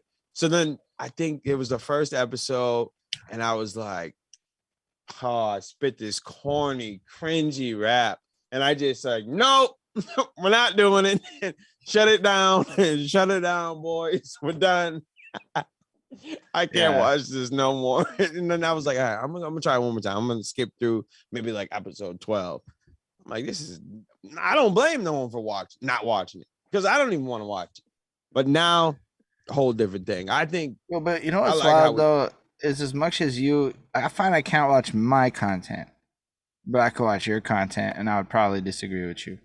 Like I would probably be entertained by that, because it's like I don't think that it's bad. I think that you are going to be your harshest critic if you're being honest with yourself, and that's good, right? Like you're fine-tooth comb going through it, and you're like, no. But like, because other people like wildly watch the shit though. Like while I was hating it, people were giving me $5 a month here and there. So how is it like, how trash can it be if to that person it's what? So I'm going through all of that, watching it, being like, this is garbage. I would never watch this. But other people would watch this. I think they might. And that's like, you just got to remember that, right? Like, you are probably not your audience because you live in that shit. Yeah. And I feel like I could watch it and see how nervous I was. Because that first time, like, it's cool to talk about it. But when you turn these lights on, the camera's going, you got the mic in front, and it's just like, all right, have a conversation, go. You kind of freeze up the first time. Well, for me, I don't speak on me. Nah, it was pretty awful at first. Because we were doing it with like 2-3 people, trying to find rhythms, trying to like not cut each other off, not be shitheads about petty things in the middle of an episode.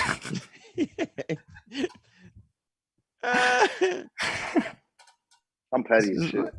It's just how it be. It happens sometimes. And then you grow and you get better, but yeah, on the other hand, I could never make a podcast that's as raw as that, so to speak. And people like, comment, because your shit changes when you know things. And so there's almost like a charm to it that gets lost as you get better with your shit. So I'm certain your old content's wonderful to your fans. Yeah, they might be. I don't know. To me, I don't even watch. I'll just tell you to watch from like 50 up. Forget about those other ones. Don't even, just act like they don't even exist. Horrendous. But I regardless, I love it. I love it. I love talking. And I found that out. I'm like, you know what? Me and him like argued at work all the time. And I was like, yo, what happens if we just record it? Because I didn't even know him. I've only known him since 2020. It's not like we've been boys our whole life. Right.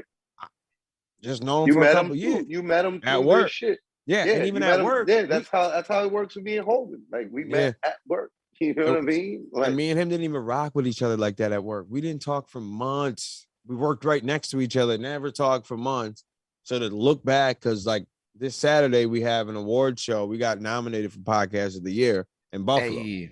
So I appreciate it. Thank you. So the fact that even if we don't win, the fact that just the fact that you're nominated, you're being recognized locally. Like people are like up on. That means that you know what that means. You know what that means. That means them Griselda boys probably tuned into episode 2. I wish. I hope. And I would like one of them to pop up. I'm not a fan of them. I got into arguments with them. You're not a fan of Griselda, B? But I respect the fuck out of them. Flacko likes happy music, to be honest. I'm a wild. I'm wild. Like, you're a Litttyy boy, bro. You like the club mix. Okay, you know what? I'll give you a pass. We have no choice but to like. Griselda be kind of dark, and then I'll be real with you. I don't even understand half the shit they say, and apparently I'm not supposed to. I mean, I understand what they say. They talk a lot of Buffalo things. Like, but on top of that, I don't even know fuck all about fashion or sports. So it's like we already going in on some extra. I don't know fuck all. Holden, I'm gonna drop a bomb. I don't watch basketball. I rarely watch football. So when like on Sunday nights during playoffs on Twitter, I just shut it off because that's all I'd see. Yo, man, such and such did this. I don't watch none of it. I don't watch sports like that. That's just not me. I'll follow a little bit of football, but basketball, don't even watch it. So I get it. I'm not into sports either like that. I never really got a lot of sports. I've grown out of sports. I've grown out of sports like in the last the last 6-7 years of my life. Really, it like became a gradual. It was also like man, my favorite shits is all losing and shit. Like, you know, like I just got tired of it. My Yankees, I knew that they were gonna be losing for like a long time. Like I saw this drought coming in 2012 and shit. And I was like, man, this is gonna suck, bro. We're gonna be trash for wild years, yo. And then LeBron got got enough chips that like I could tell that he was gonna keep on rebuilding phase, and then he kept on changing. And then he went to the Lakers, and it was just like, bro, like I don't know when another chip is coming. When the last chip came, I was like, I was already tuned out of sports, like. Bro, I'm from Buffalo. The Buffalo Bills, trash is trash, bro. Yeah, it's been rough for y'all. That's fair. It's been rough for y'all. I'm not even a fan of them. Why would you like someone that loses all the time? That's not a person you like. Okay? It's not the person you like. Yo, that's not a person I like. Montreal's just addicted to the Canadians because he was good, and now we're waiting to be good again. But they've not been good since '93 on the real. I mean, they've had they haven't won since '93, so everybody. For some reason, I could watch hockey. I could watch a lot of hockey. I don't know why. It's an entertaining. It's entertaining sport. I played lacrosse for a while too. Especially if you are in the audience. If you're in the audience, probably one of the most fun, right? Like, hockey's wild to watch live. I don't know about everywhere, but Montreal makes it feel like you're at some fucking. Want to go there? Level. I've seen it. I seen that before. Yo, y'all turn up. That in Toronto. Look like y'all go crazy. Yeah, it's a big deal because we don't got the other sports. I mean, we sort of got a basketball team in a Canadian league this year, and it started. So, like, I guess as of this year, we have a Canadian professional basketball team. It's the league J. Cole's in. They put J. Cole's name in the fucking title. So J. Cole was playing basketball in Montreal a couple of weeks ago. That don't count.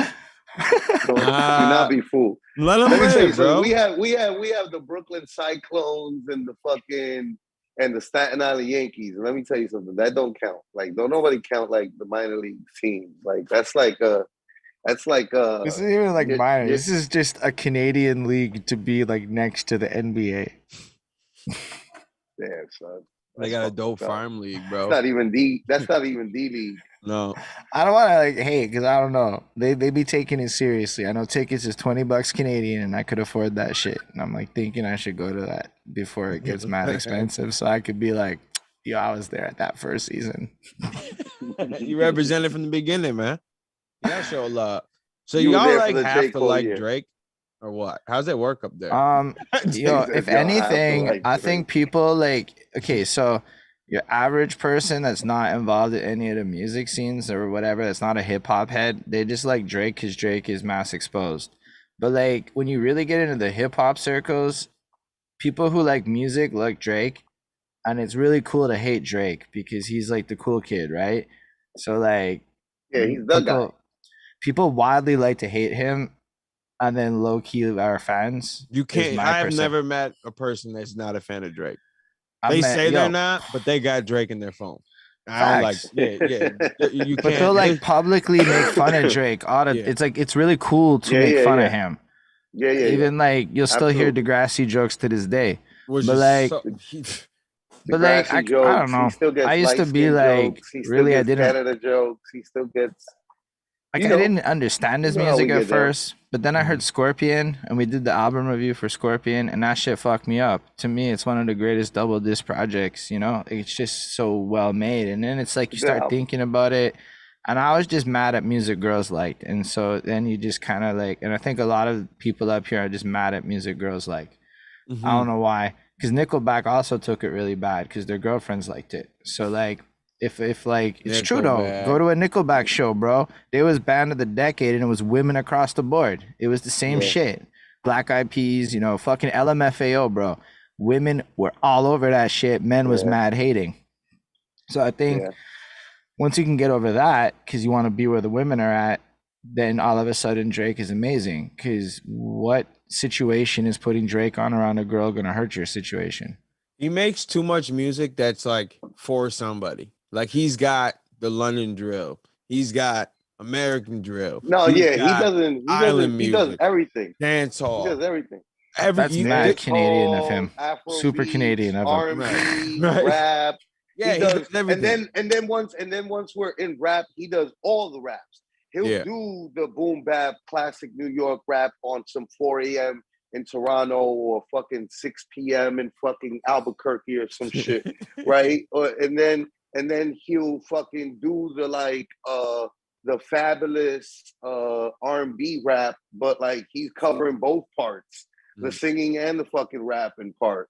And then he does the fucking like the Texas fucking chopped and screwed slow down sound. He does the fucking Memphis bounce sound. He does everything. Like he does the West Coast sound. He doesn't let himself be boxed in.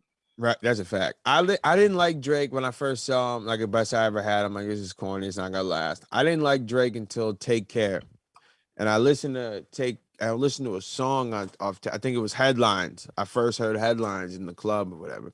Headlines was like, everywhere. Yeah, facts. So I'm listening to it and I'm like, yo, I kind of like this. Like maybe it was just a setting I was in. Yeah, that I'm hearing that. I'm like, oh, who is this? And it's like, it's Drake. I'm like, what? Because I totally shut off. I heard that one song. I was done. I don't want to listen to Drake. So I listened to that. So I went home, downloaded the whole album, and I listened to it from top to bottom. And I was like, yo, from Over My Dead Body to the end, I'm like, yo, this album's pretty dope. So I told my boy, I'm like, yo, you gotta check this out. I'm not listening to that trash. Me singing about the girl.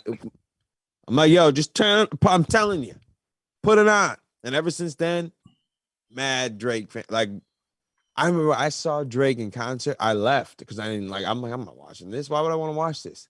And this before I even heard Take Care. He was there. I think it was like, they came to Buffalo. It was like Wayne was here, 2 Chainz, whatever. And I'm like, everyone was like, oh, Drake was headlining. And we left because we don't listen to this. We don't listen to Drake. But now, I could say honestly, never mind. It's kind of trash though.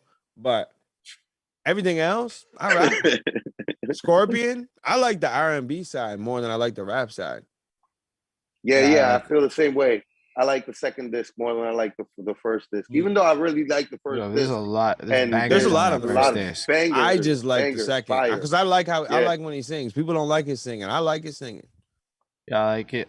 Because I don't know. I feel like it was like, you know, I got older and then I started to embrace different kinds of music, mostly because of the album reviews. You start learning, I guess, jazz, this, that, the next thing, and then you start realizing that like not everything has to be hard, you know, because for a minute I was going through them phases where it almost had to be a Griselda or some other underground sounding shit or I wasn't interested. But then all of a sudden, I don't know, maybe my attitude changed, but beautiful music in the sense of singing and all of that harmonizing, it just got nice. It just started sounding good. And then all of a sudden you realize Drake been doing it good the whole time. And I was just being a hater. Yep. And then everything I'm not necessarily like a fan of every song he puts out. I basically skipped Certified Lover Boy. It was like fine for me. That was horrendous as well. That was just a bad time. But I really enjoyed the last one a lot. This last one, honestly, never mind the techno house music. Yeah, I really like. You like it too, Litttyy? Yo, all I've been listening to this You summer is getting our lit? album and that shit. Bro, Like, you yo, gotta it's like, yo, understand, we yo Montreal is a all very lit the EDM whole city. So like summers. everybody has some dance shit on their playlist. If we're being honest, in my city, raves are the biggest shit right now. Everybody's surrounded Yeah, by you know EDM what? remixes, and like end of the day, like I be out at places dancing a lot lately. So dancing became a bigger priority of my life. Like I be trying to turn up in that way. And once you start doing that, bro, like when I was in Brooklyn, bro, they played the Drake album because it had just dropped. It was Yeah. great, bro, to be drunk dancing to this fucking album. Like it was just that's and the girls around and shit doing their thing. Everybody was just, doing their thing. And it was like this is the right vibe for Drake. It's Yeah. not necessarily sit at home with headphones on or bop around in the car with, it's not that. It's like you kind of have to be like in a place where you want to be having fun for that project to make Yeah. sense. So I can tell you guys that New York, right? Like the last few years, like as drill took over from like in Brooklyn, years ago, right? But like slowly, I heard the progression because like my neighborhood is like essentially you watch Super Wario on YouTube, or you aware of Super Wario? Okay, so like it's Mm-mm. like the YouTube channel. He like covers all the like gang shit that happens in New York City, and Oh, like nah. you know what I mean. And like he does a respectable job though. Like I will give him that. Like he doesn't talk down on what's happening, and I could tell that it's probably somebody who's from, you know what I mean, the streets out here and is entrenched, you know what I mean? But like a lot of the shit that they cover on there is like shit from my neighborhood, you know what I mean? So like my neighborhood is like a particular neighborhood, but like I live on a dead end block in my neighborhood, Yeah. and it makes it even more lit. And like across the last like 4 or 5 years, like I've heard the like music go from like, whatever was of the moment to like it was starting to be like a lot of like dance shit, like Yeah. fucking Diplo and fucking J Balvin and like that shit playing in the hood.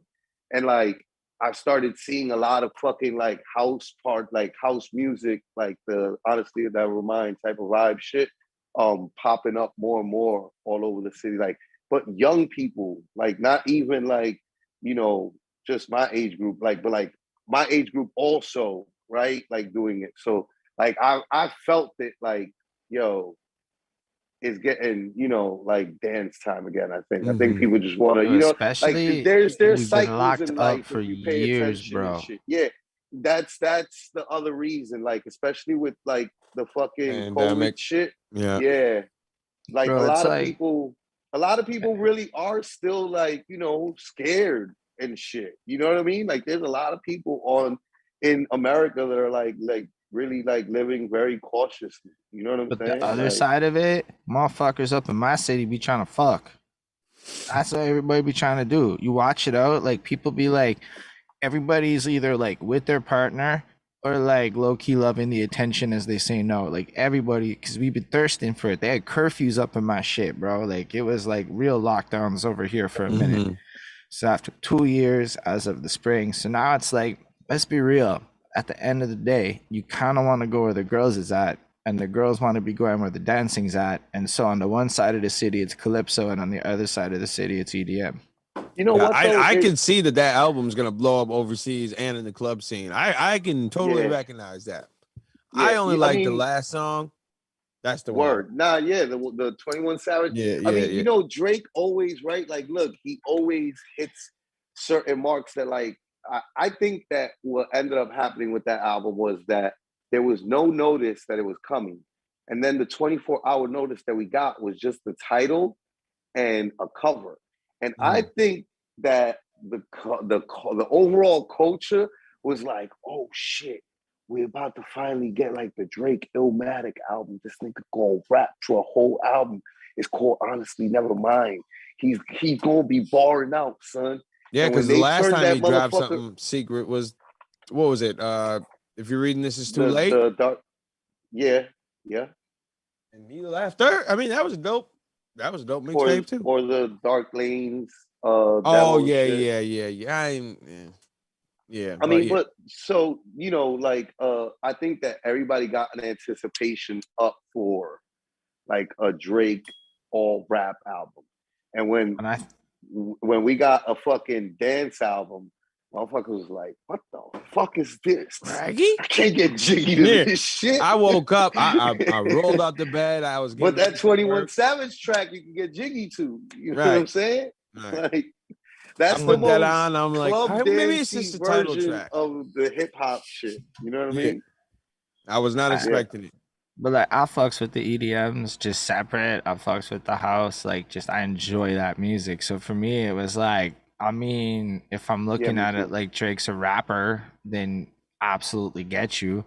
On the other hand, I'd be listening to Your Pussy Is Calling My Name. Like that shit's a banger. Like I'm just saying, like that's my anthem right now. I'm like, bro, it's like the second a girl gives you that look, you're like, oh shit, your pussy's calling my name. Yeah. I knew that as soon as I heard that one, I was like, yo, how are the motherfuckers not gonna fuck with this? Like I watched the music video. He just said like the lines that we should all be feeling with like women. Like Nah, I watched the Falling Back music video and they played that song when they were in the dancing or whatever. So yeah, I kind of like this jump. I kind of like it. Nah. If you, I think it's about right. Like it's like the same thing with like what we were talking about earlier with like places, right? So like Oakland and like Detroit, maybe even taking a second, right? Like for you to get like adjusted to it and fuck with it, right? But like if you were in Detroit, you'd be knee deep in it. You know what I'm saying? Like sometimes what it takes is like being around the culture of it. You know what I mean? Like I remember being like when Cash Money first came out, right? Like I was fresh out of like I was in high school or fresh out of high school, and I was street teaming already in the music industry. And so like we were like putting up poster boards, stickers, shit like that. Parking outside the concert, giving out CDs and T-shirts and shit. We were those guys. And so we ended up promoting Cash Money. And so we ended up going down to New Orleans in the van and like being in New Orleans and like blaring fucking Juvie 500 Degrees when the album just finished dropping in New Orleans. Like the energy was just so like, I love this. How can I not love this, yo? Like it's us. We're having a good time. Like they're just doing something different. You know what I'm saying? Yeah. But like it's hard within itself too, if you like don't judge it by like New York City hip hop standards. You know what I'm saying? Like you can't judge everything by like the same standards. It's not even like I wouldn't even put it in like hip hop. I mean, but even then, Drake has a lot of hip hop and he's rapping a lot on this fucking album. Like he's rapping, like he's rapping shit on a lot of these fucking house tracks. So it is still hip hop. Super like late. whenever I'm gonna have to listen to it. Like I'm gonna really listen to it. I've listened to it, but I want to me it's like a wild, like a story. Like he's doing his heartbreak thing. He be trying to figure out love in this world. He be bringing you through a whole ass night. I mean, but I go pretty deep because I do this album review shit. So at a certain point, albums become like movies to you. Yeah. And so like to me, there's a whole ass movie in this project that makes sense when you like run it. Good Kid, Mad City must be a fire movie and listening. Good Kid, Mad City. That's the illest. That's like that's it's one of the nicest really good movie for concept LA, albums put together. Because that album is like littered with Easter egg references to like tracks before that you're not gonna catch unless you're paying attention for it, and it's not even in order, so you have to like piece the time together. It's fucked up. It's a great album. It is. I listened to it for the first time. That's my favorite Kendrick album. Like that one is like mine's To Pimp a Butterfly. Butterfly is my favorite. That one's it for me because like Butterfly good too. it was just he hasn't dropped the trash album, right? Like same as Kanye, like I feel. But you know what I mean? I just feel like the moment that he captured on Good Kid, Mad City was just like an energy that he'll never be able to recreate. We all got fucking the privilege to be there for it. You know what I mean? And it was just like he perfected the concept album movie thing. Mm-hmm. You know what I mean? Like the only other things that came close to that are like other super classic albums like Lupe's The Cool and like certain like concept albums that really hit the mark. Like he hit a home run with that shit, like a forever hip hop classic. You know what I mean? What he did with To Pimp a Butterfly and all those other albums was also classic in its own way. You know what I'm saying? It's just I think because everyone expected after Good Kid it was gonna be like the craziest thing after, and then you drop The Pimp a Butterfly, which is 80s West Coast funky tracks.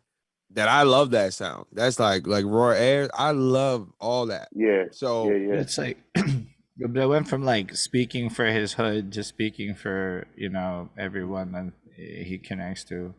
Yep. He got so much bigger. And then that got too big, and that's where you got Damn. So now it's about his battle with his ego, which then led to the last one, which was just his therapy sessions about battling his ego. Yeah, I remember I that same way. Yo, Kendrick's dropping. I woke up as soon as I didn't even brush the teeth. Yeah, rolled up, put the headphones in. We got to listen to Mr. Morale and the Big Steppers. We've been waiting years for this. I put it on. I put the first one on. I'm like, okay. Put the second one on. I'm like, whoa, what? I wasn't expecting it. So then I'm like, I ran through it. I'm like, I don't know about this. So I went to work. I played it again. I think I listened to it 4 times that day. And I'm like, nah, this album's incredible. This album's actually really good. Drake and Kendrick and J. Cole have reached a level with their work and their craftsmanship that like, I think it's we put them under unfair scrutiny. You know what I'm saying? Like we're like they can't do the things we expect them to do anymore, right? Like because that would be like probably ruling for them. That would be what their generation was meant to do, which is break that mold and step out of the like, yo, we don't have to be boxed in anymore. We don't have to like thank you to all the 90s rappers and the early 2000s rappers for what they did. They paved the way for Drake, Kendrick, and Cole to like be able to experiment for a whole album and like get paid doing it. You know what I mean? And change the industry to like no more like, yo, we don't have to feed you singles. You have to absorb my art and decide what you want to play on the radio if that's what you're gonna do. But like we're just gonna keep on making what we want to make, ideally, artistically, and not catering to the radio. It's now the radio is catering to them. And so like it's hard at that point as an artist to like satisfy everybody all at once with every album and but shit. It's also you know like they be making albums where, like you said, 4 times it took you to listen to it in order for it to like even click that it was good. And sometimes it'd be like that with albums. Like I don't know about the last J. Cole project, but I know that the last Lupe one, the last Drake one, all of them, if I hadn't listened to them 3-4 times before talking about them on camera, I would have had a very different review. Because it's not like sticky single. N95, that's a great song. But like it is.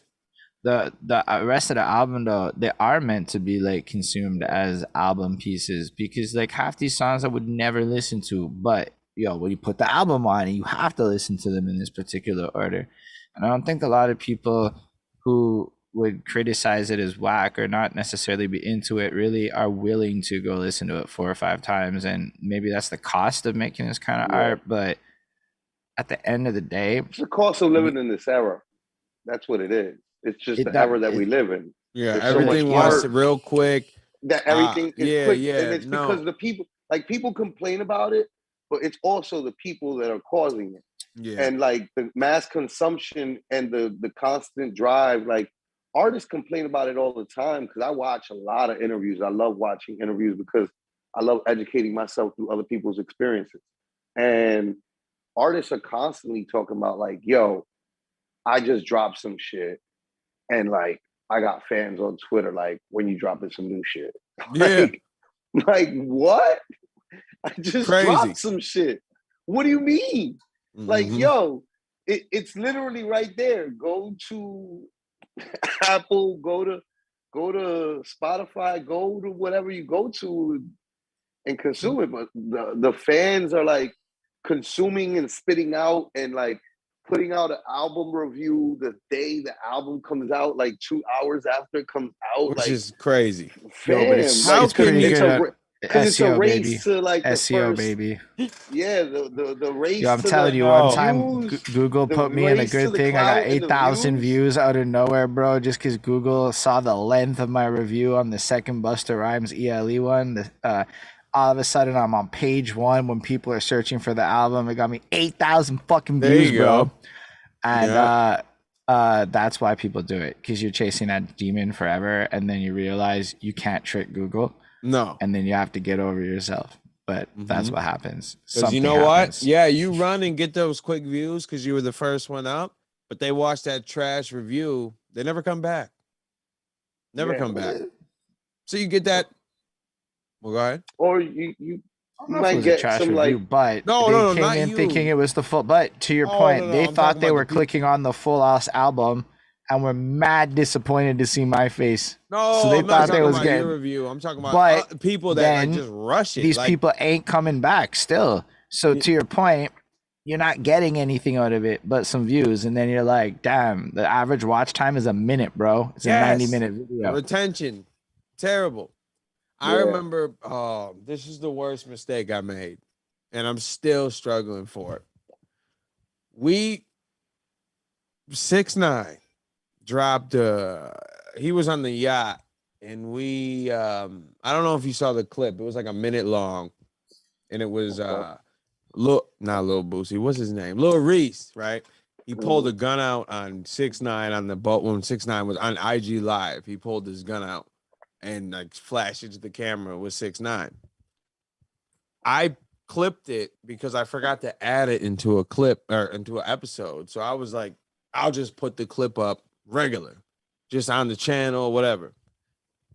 I left to go to Florida. I came back. It was like 10,000 views.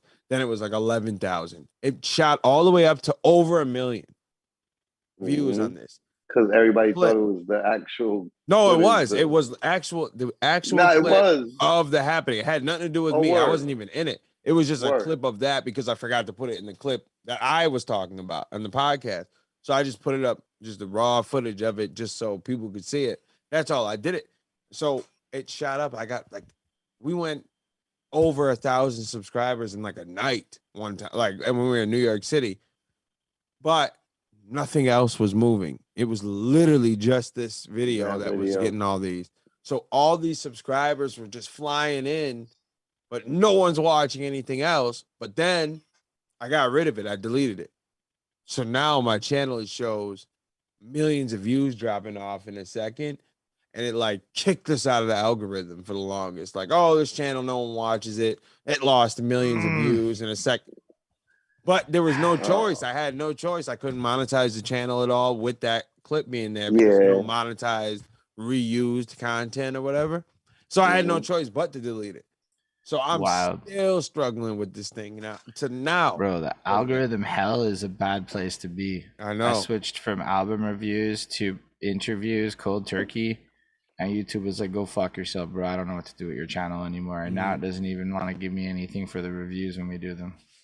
That's crazy. Yeah, I mean, that's because I see it all the time. Like, we'll be putting out a clip about something that just happened, but a podcast is different. We talk about a bunch. You might not see that conversation that just popped up, but then I'd be watching people, like something crazy would happen. They'll report on it in 2 seconds. and they'll just be like talking monotone, not giving any information, just reading the random article that you just saw, and then be like, yeah, so that's it, just to hit it. Yeah, no work, just to be the first one. And that's why we like, this is trash. So, but people only want to hear the news. They don't care who's giving it to you at that time. Right. They just want to hear it. And the guy and can I feel, deliver it in a way that they like. But but you'll see from us that we'll give you the whole. We'll talk about it, and like what we were talking about when that whole Jessica Reed with Charlamagne thing popped back up. I contacted Jessica Reed's mom, and she sent me the paperwork from Charlamagne, so we put it up. But this was 3-4 days after everyone already was talking about it. But I feel like we should still not just run through this. This is some things you gotta be thorough. Something different too is what you're thinking. You're not worried about being first. No, you're more concerned with giving a quality product. And it's got to be like entertaining too, like to watch. That's the two. Right. I want to make sure you get what you get, but it's got to also. If I don't laugh, I'm not putting it up. That's just that's what we stand by, you know.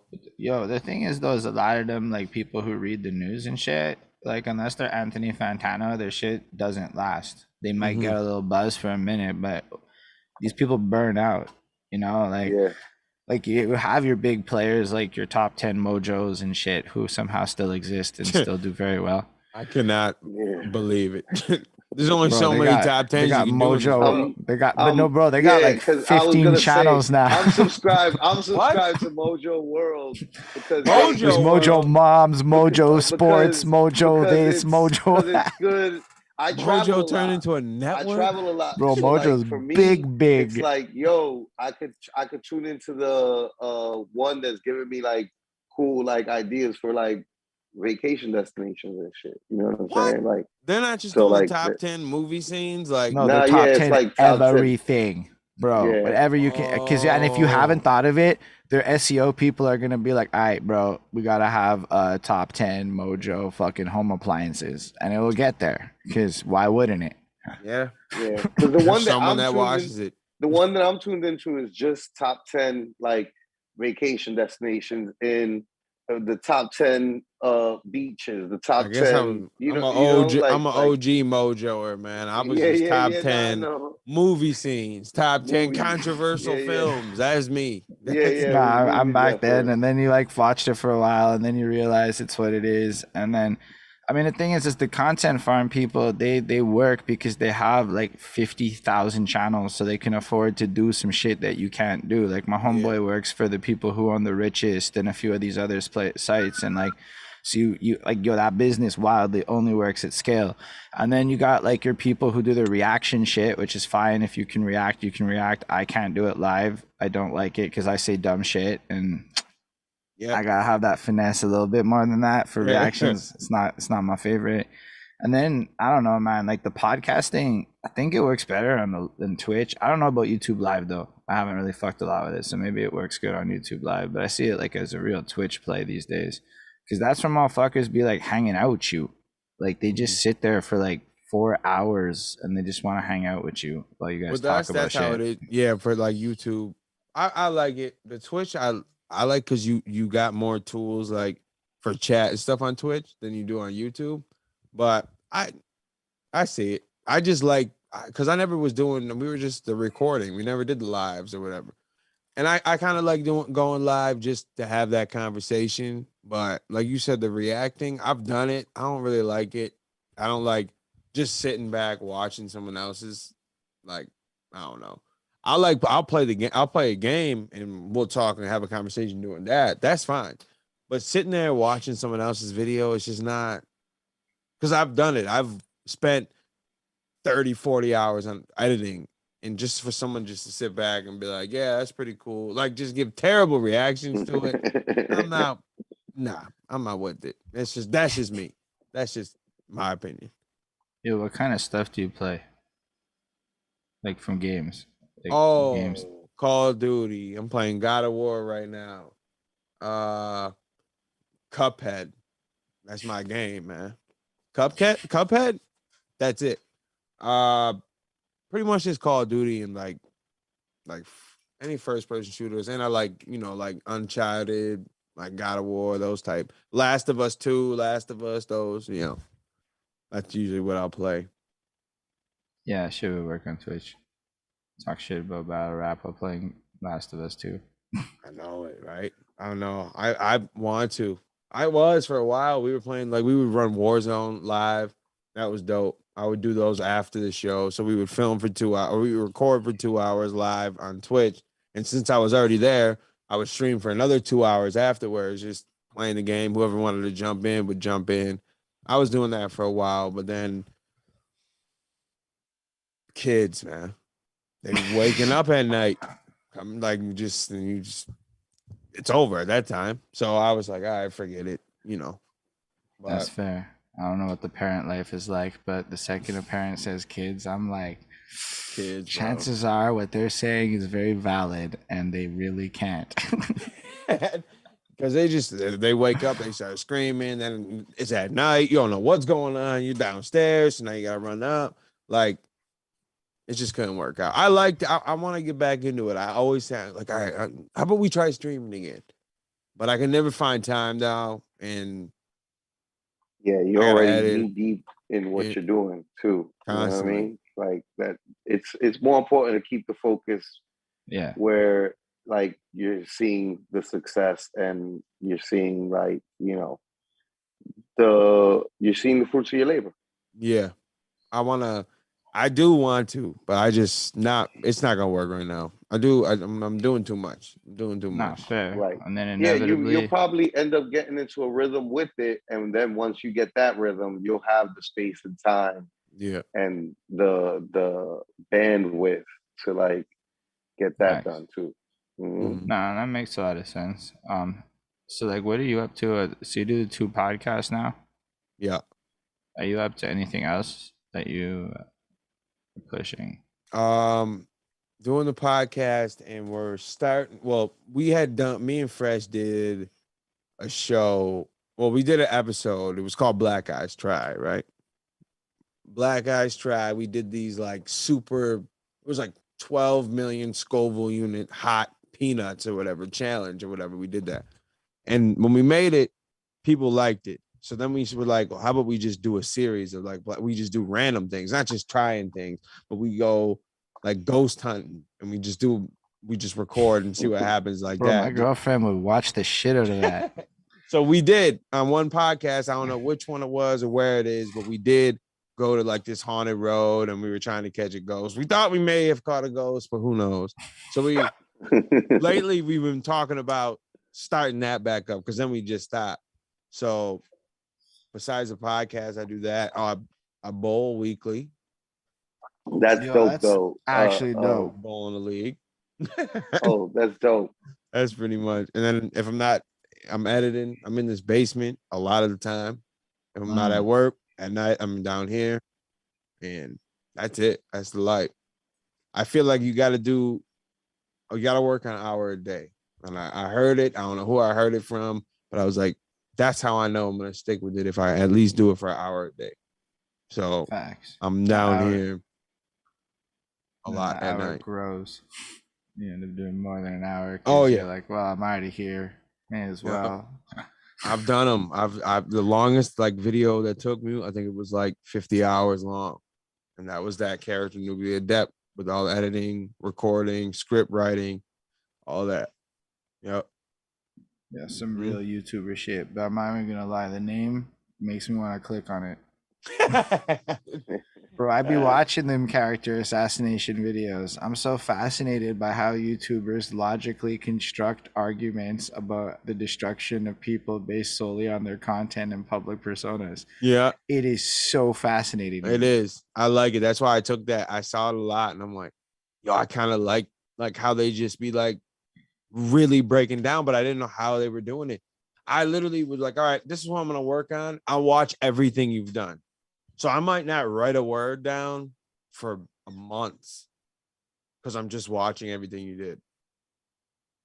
And then like in my head, and I'll start running through like, okay, I can say this about that. in my head. So I'll do this for like weeks and it would just be like, oh, that's a good one.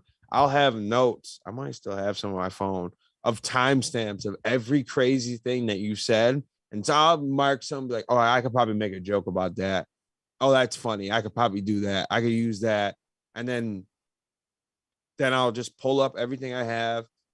And then I'll have to go through and find every clip of everything you said and load all that up. Once I got all the clips, then I'll start writing. And that might take a month. That might take a couple weeks to write because I'm not just sitting here the whole time doing it. I'll take a break. I might write a couple words and that's just, so these videos might take, you might just see it for months, but I'm working on it the whole time. Yeah, the whole time. Yeah. Working on it. Yeah.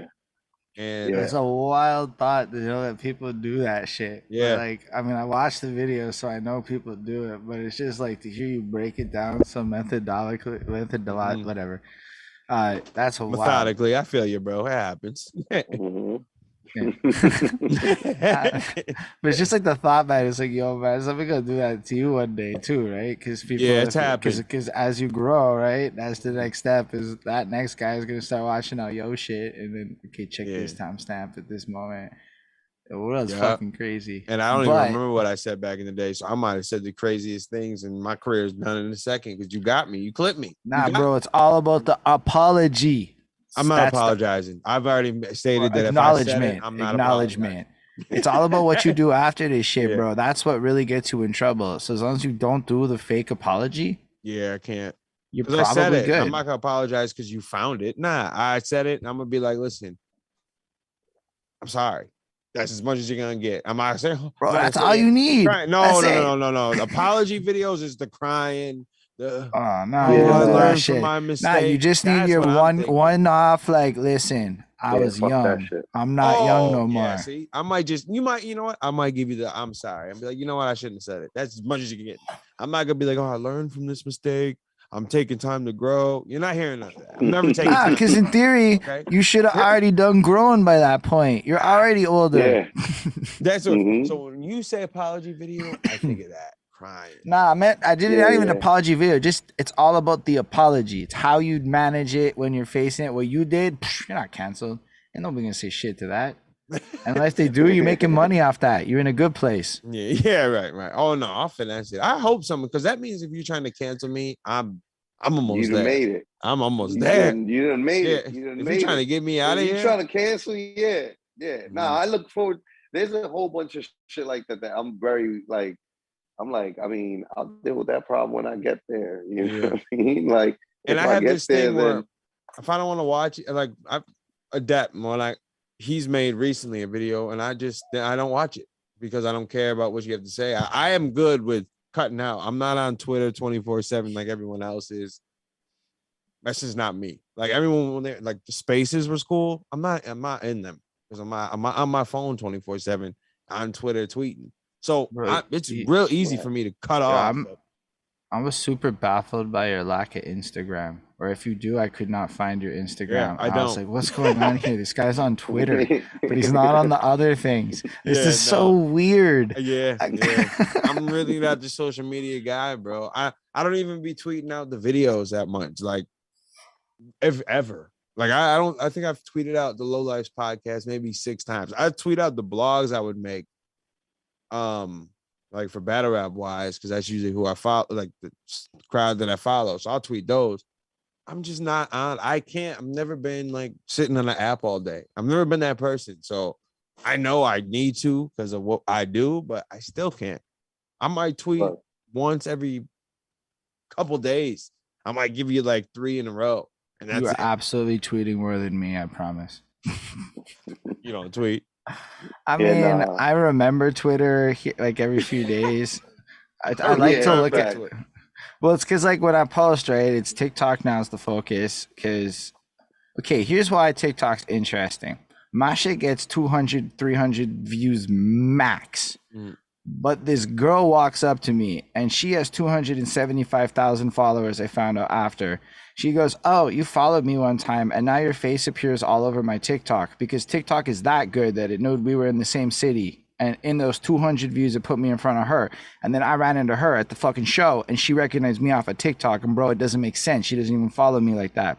So TikTok is wildly interesting. I'm not gonna lie. I didn't know it was like that, but it's like that. So like those 300 views, you don't know who the fuck they is, but they might be more meaningful than anything you're getting on another app. However, Instagram too, because like I'm already making the TikTok, so it's basically a reel. Plus, people I know that are young talk on Instagram Messenger. It's the easiest way to talk to a 20-year-old when you do run into them. I don't really go with the Snapchat route. I'm just not there anymore. But that's the other option for young people. But yo, you say Facebook and they look at you like, what? Text messaging, bro? You're not getting a number off a young person. No. Well, listen, I'm out of the game. I've been out of the game 10 years. Yo, you're not even, I'm just saying, like, I'm not even talking like that. It's for me, it's all music, bro. It's all just because, like, I'm a rapper, right? So I'd be at shows. I'd just be like, yo, you make music. Let's blah, blah, blah. It's all Instagram, man, if you want to keep in touch with people. Yeah. See, to me, Instagram's taking pictures, and that's not me. I'm not a picture taker. No, it's just chats, bro. I used to just post, like, oh, go to this link for the pod. And I stopped doing that because I'm never on Instagram. I don't know, man. I'm bad with it. I'm bad with it. I could empathize in the sense that like I have a go-to. I don't have a habitual posting on Instagram thing. I do it because like, yo, we're a group. We're like putting out music. Like I gotta be, you know what I'm saying? Yeah. I tell people all the time that like whenever I'm talking to people from like my regular life and shit, like about this shit, I'm like, Ronaldo Rivera don't have no motherfucking in like social media because Ronaldo Rivera don't give a fuck about no social media. Right. You know what I mean? Like Dutch Vega, Litttyy Bro, Flacko Bay, or whatever people, you know, might know me as for music and from rapping and shit is like he has all the profiles because he got to be online and shit. You know what I'm saying? Yeah. Like I got to do artist shit, but like it's super I'm good bad to at spy on posting people, on Instagram and TikTok. I'm just now getting to, and I'm like I had a regular Twitter profile, and then I said something to somebody. I was always talking shit. I would use Twitter to like talk shit to famous people, right? Like whenever I'd watch something like on Hot 97 or like on fucking Breakfast Club or like Vlad TV, and it upset me, I'd be like, you bitch ass motherfuckers. Let me tell you why you're a bitch ass motherfucker. You know what I mean? Like, let me explain to you where you're going wrong and like, you know what I'm saying? I like to remind Ja Rule on Twitter of the Fire Festival, so I'll put the fire emoji and the tent emoji. I like doing that a lot. Here and there. That's hilarious. That's hilarious. He needs to know what he did. So I forgot who it was that I said something to, and Twitter was like, "We've had enough of you. That's it, buddy. Like, you're not allowed to have this profile no more. How about that?" And they took that shit away. They took it away, and all my like friends that like are like famous, I'm not gonna hit them up with like, oh, I got a new profile. Like, nah, man, I'm not doing all that, bro. That shit is goofy as fuck. I'm not doing all that. So it's just like, oh well, I guess I don't exist on Twitter like that no more. And Facebook is really like my driving vehicle because like I do fucking write walls of fucking thoughts and shit. You know what I mean? Amazing to follow his Facebook. So, you know, like Facebook's my thing. Like, but like I'm an old man, so like, hey, you know, like it fits. But Facebook, I scroll through just to see something. Like I never touch Instagram. Twitter is the one that I'm mainly on. Scrolling, that's pretty much it. I just see what's happening, see what people are talking about. It's super interesting to watch trending. Trending is a fascinating thing because sometimes wildly random shit trends and then you go down rabbit holes you never expected in your life. See, Fresh does a TikTok. He started doing the TikTok and the YouTube shorts. I didn't do TikTok. I tried it. I would just record my coworker telling him to fuck off. That was pretty much as far as I went. At the time, it got like 1,300 views, which is kind of crazy. I they don't even know how this worked because he was telling me about TikTok, so I was making a joke. I was trying to make fun of him doing it, that totally stopped because I only did it like 4 times. But then he does Fresh does like car talk, like he records his car, the updates he does. So I guess there's a following for that, and that's working. So I thought about it, putting the low life sound, put like little clips up on TikTok, but I don't know how it goes. I don't know how it works. Yeah, I don't know. It's a lot of work, to be honest. Like, I'm not gonna pretend like, cause it's thinking mad different. Like, I'm bad at TikTok. I don't even want to pretend like I'm good at it. I'm just having fun with the platform, because I got into stories, right? Like, just the stories feature, and I got into these 45 seconds of me just doing random shit. And then I noticed people respond to like regular shit. Like, I'll ride my bicycle and that'll get reactions. And I'm like, y'all are fucking wild. Okay, yeah. We're doing normal people shit now. So but it makes me want to go to things. So a lot of my TikTok is just, I'll be at like a festival and I'll just film random shit. I'll film graffiti. I'll film me, or something will happen and I know my girlfriend doesn't care about it. So I'll film a TikTok instead of bothering her.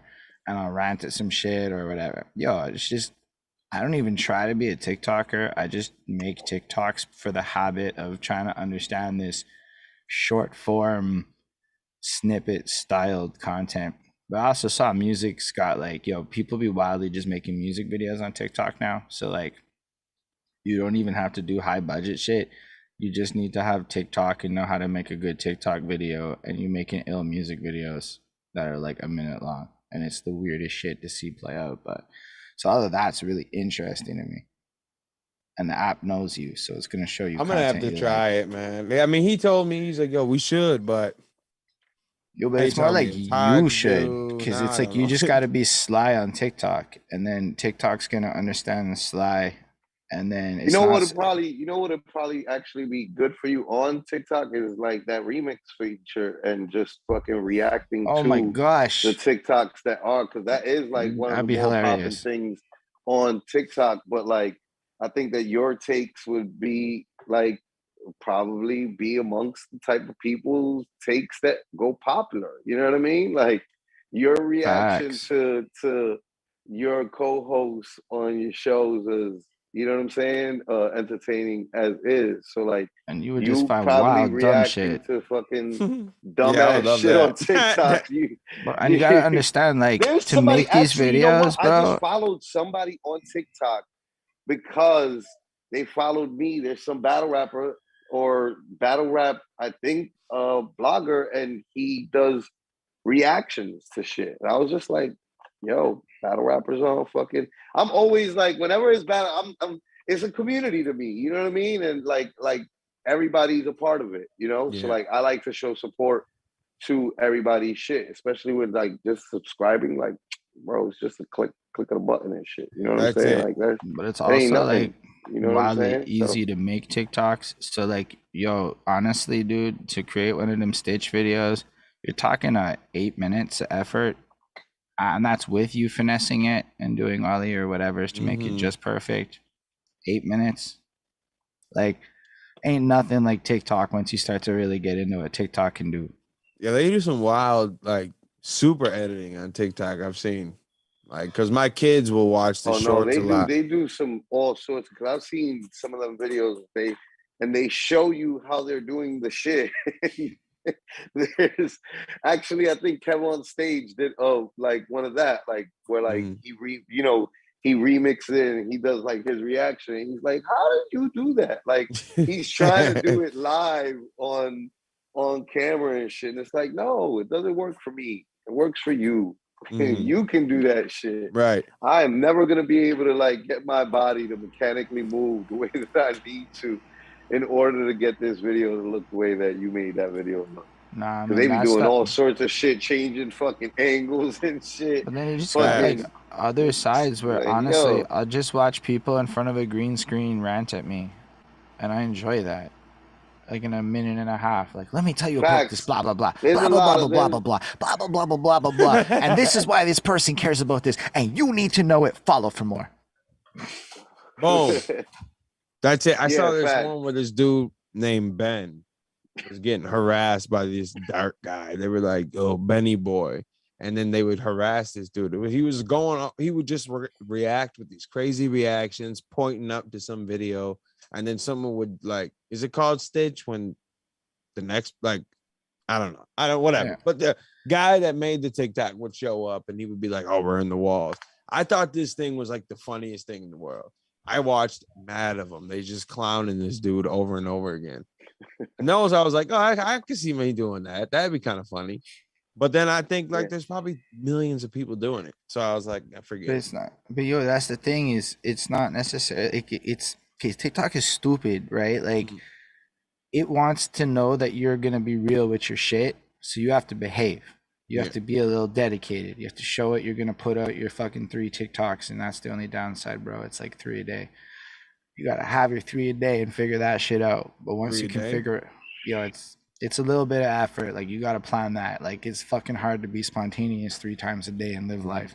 So half of that shit has to be like banking, blah blah blah. You figure it out. But that's like your main series is. Then you mix in your like real life shit. And like end of the day, like once you get the rewarded, it starts showing people your shit, and they start following you. And then the more people start following you, the more it starts showing people your shit. You get your first 10,000 one, you get your second one, and it just kind of builds up. And then I don't know, if you get lucky, you figure out your series quickly that you can like latch onto and get a lot. But really, it's like being an influencer at that point. You just have to make sure you putting out interesting shit. And as long as you think it's interesting, other people will think it's interesting. Right. Well, maybe I'll try it. Maybe that will be the next venture in time. You never know. This was a fucking good conversation. We got with Sly's gonna try out some Drake, and he's going the new album again. Yeah, he's gonna try on some TikTok. Maybe. Facts. Yeah, I think I'll follow you on TikTok. I appreciate it. You know what? I'm gonna follow you, dog. I'm gonna follow you. Now, I want to say I appreciate y'all having me over here to talk, man. This is the first time I ever on this side, like getting asked things. So it's cool. I appreciate it, and I respect it that y'all watched, you liked, and I like what y'all do, and we should do. You know what I mean? Come over to our side. Come to the show. Anytime, come talk man. to us too as well. Yeah, I would love absolutely. that. Of course. Absolutely. I'm not with the. It's a lot of you need to be here, dude, until we talk to you, and I'm never gonna be like that. Like, I'm not the one to be calling people that follow me fans or nothing like that. No, you rock with us, cool. That's if we're gonna keep it, because that's it. I want y'all to come through, come chop it up with us as well. Man. Yeah, we work together, bro. I like it. Absolutely. I fucks with the vibe heavy. I like the way I like your energy. I appreciate it. Yeah, nah, you, while entertaining, you're great. There's just certain people that is just like, yo, this is who the internet should be built for. You know what I mean? Like, this is you got a good personality for the shit, and your takes are good. Your fucking back and forth with your co-host is good. I'm entertained. You know what I mean? I appreciate that. So, Thank like, you. Word. I like how y'all vibe is too. Just real cool, laid back conversation. I'm not worried about being too hype. I like that. I like that too. We just want to know about you and shit. You know what I'm saying? We're gonna learn your life, your perspectives. Yeah, your perspectives in life. You know what I'm saying? And people are there's gonna always be somebody who's eventually gonna end up coming back. Like, wait, what? Like, I've become enough of a fan of Excel, of Sly, of Mercy, of, you know what I mean? That they're gonna be like, yo, what else do they have online? Like, I want to know more about them. And we're sitting here like, we wanted to know more about them too. Yeah, right. That's why this is so fun. Yeah. That's how sometimes, like, we did a couple interviews. We came to New York City once because when we had the low lights, you probably know Flacko about the low lights in Brooklyn, right? Houston. So 3rd episode, I was like, we should probably reach out, because someone had left a comment saying, are you part of the low lights from Brooklyn? Never heard of them. So I'm like, low lifes from Brooklyn. So I look it up and I'm like, oh my God, didn't even know there was a whole gang going on. Didn't know this. So I get in touch with Rudy Lowe, who's part of the Low Lives. He's been on like Queens Flip the Script. And he came out of our show and nobody knew, like nothing. We were brand new and he said he would talk to us. So I was like, all right, we're going to get this out the way. Is it all right if we use the name so we don't have to worry about down the line? So we've done a couple interviews, and I don't like to talk to people too much because they act different. They don't act the same way they usually you act a whole different way on camera. I just want you to be natural. I don't want to have the whole theatrics all the time, but just have a conversation. And that's why we're like people. Yeah. And I've never understood that. Like, I'm gonna be this way as soon as I shut the camera off. This is just who I am. I'm not trying to be someone I'm not at all. So yeah, your natural character. So you're like, it's not another person. It's not it's me. Yeah, it's you. This is me. Yeah. And that's what, like, you're like, forget it. We'll talk to people who we want to talk to. But we're not really jumping. That's why you'll never see too many interviews on either side. Like with the battle rap, we'll have face-offs in here and there more than with the low lights. This is gonna be me and Fresh until we find someone, maybe like his brother that raps. We talk to him a lot. Those are funny. If you want to watch, it's Pop the President. Those are hilarious because that dude's a character. Like, Fresh's brother is insane. So we'll talk to him. But really, it's just gonna be us because I don't like talking to people that act like that. Like, y'all, different. You just yourselves. I don't like the whole theatrics all the time because then it took like a long, it's a lot of practice, I think, of just being on camera too, right? Like, it took years to get comfortable with the idea that, like, how you present frankly, it just takes a while to get comfortable with the fact that everything you say kind of will be used against you on camera. But then you get comfortable with that because you just get used to it, or at least you get used to just at least having that little filter in the back of your mind, and then it's just nothing. It's like a muscle memory just to be there. And then over the years, I don't know, this is like the 6th or 7th year I've been pushing podcasting now, so it's like it took a while to be comfortable. I did have to actually watch some of those episodes. You had to go through. You had to dip. Like, for me, it's like, it's different because I'm like older, right? And like, I like grew up in New York City. It was like, yo, I had to be comfortable with being me, period.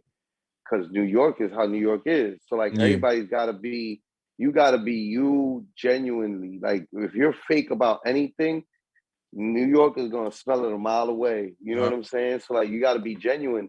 And like, that's always been my shit to other people. Like, when me and Holden first started and shit, you know, like, I would always tell him, like, I'd be like, yo, be you, son. You know what I mean? Like, I like you for you. You know, like, be comfortable. It's important. Yeah, be comfortable. That's in New York. When we were in New York, I was like, listen, you should be comfortable, but don't be too comfortable. Yeah. But be comfortable, but don't get too comfortable. The city's a wild place. The city's so wild. It is, but like, it makes you comfortable with who you are. So like, I've always, you know what I mean, kind of had that, like, and through rap and doing a lot of shit. But like, for a long time there, it was also like, I felt like there was no outlets for us to really like, you know, express ourselves in like interviews outside of the things that people expect us to talk about. Right. Like, I don't want to always just talk about rap. You know what I mean? Like, I'm a rapper, and like, that shit is like, it means everything to me. I love it to death. But at the same time, like, I got an opinion on fucking. I think it's also like just the topical regular Game of Thrones. Shit. It's interesting. Game of Thrones. I mean, that's how I am. I don't want to always talk about battle rap, bro. I don't that's not all I watch. Yeah. Like, I watch a lot of other things that I want to talk about. So that's when we start talking about like true crime, which is like my thing that I watch all the time.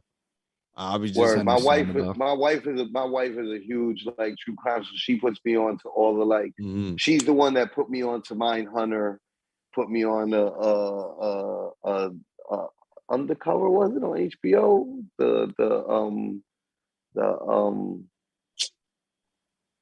show with that it was like people were like, yo, this shit was fucking amazing. Like it was like one of the best shows ever, but they didn't keep it going into the second season. I think it was like a one-off season type of thing. But the point is, she's like big in true crime. Yep, yeah, that's me. Yeah. I watch everything. I listen to stories about crime at work. I'm crime, so I'm not watching battle rap all the time. So why would I want to sit here and talk about it and break down every bar? That's not no. I love it, but yeah, I bet true crime TikTok would love you. Yo, I tell a quick story, quick little crime story, and then just jet.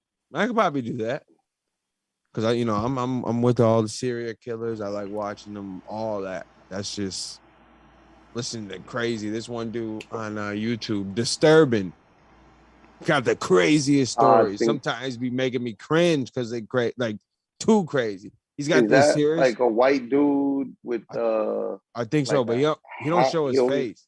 Oh, he don't show his face. No, okay, it's just pictures, and he just like narrates the story, and like his stories are crazy. Like he has a series called Too Gruesome to Mention.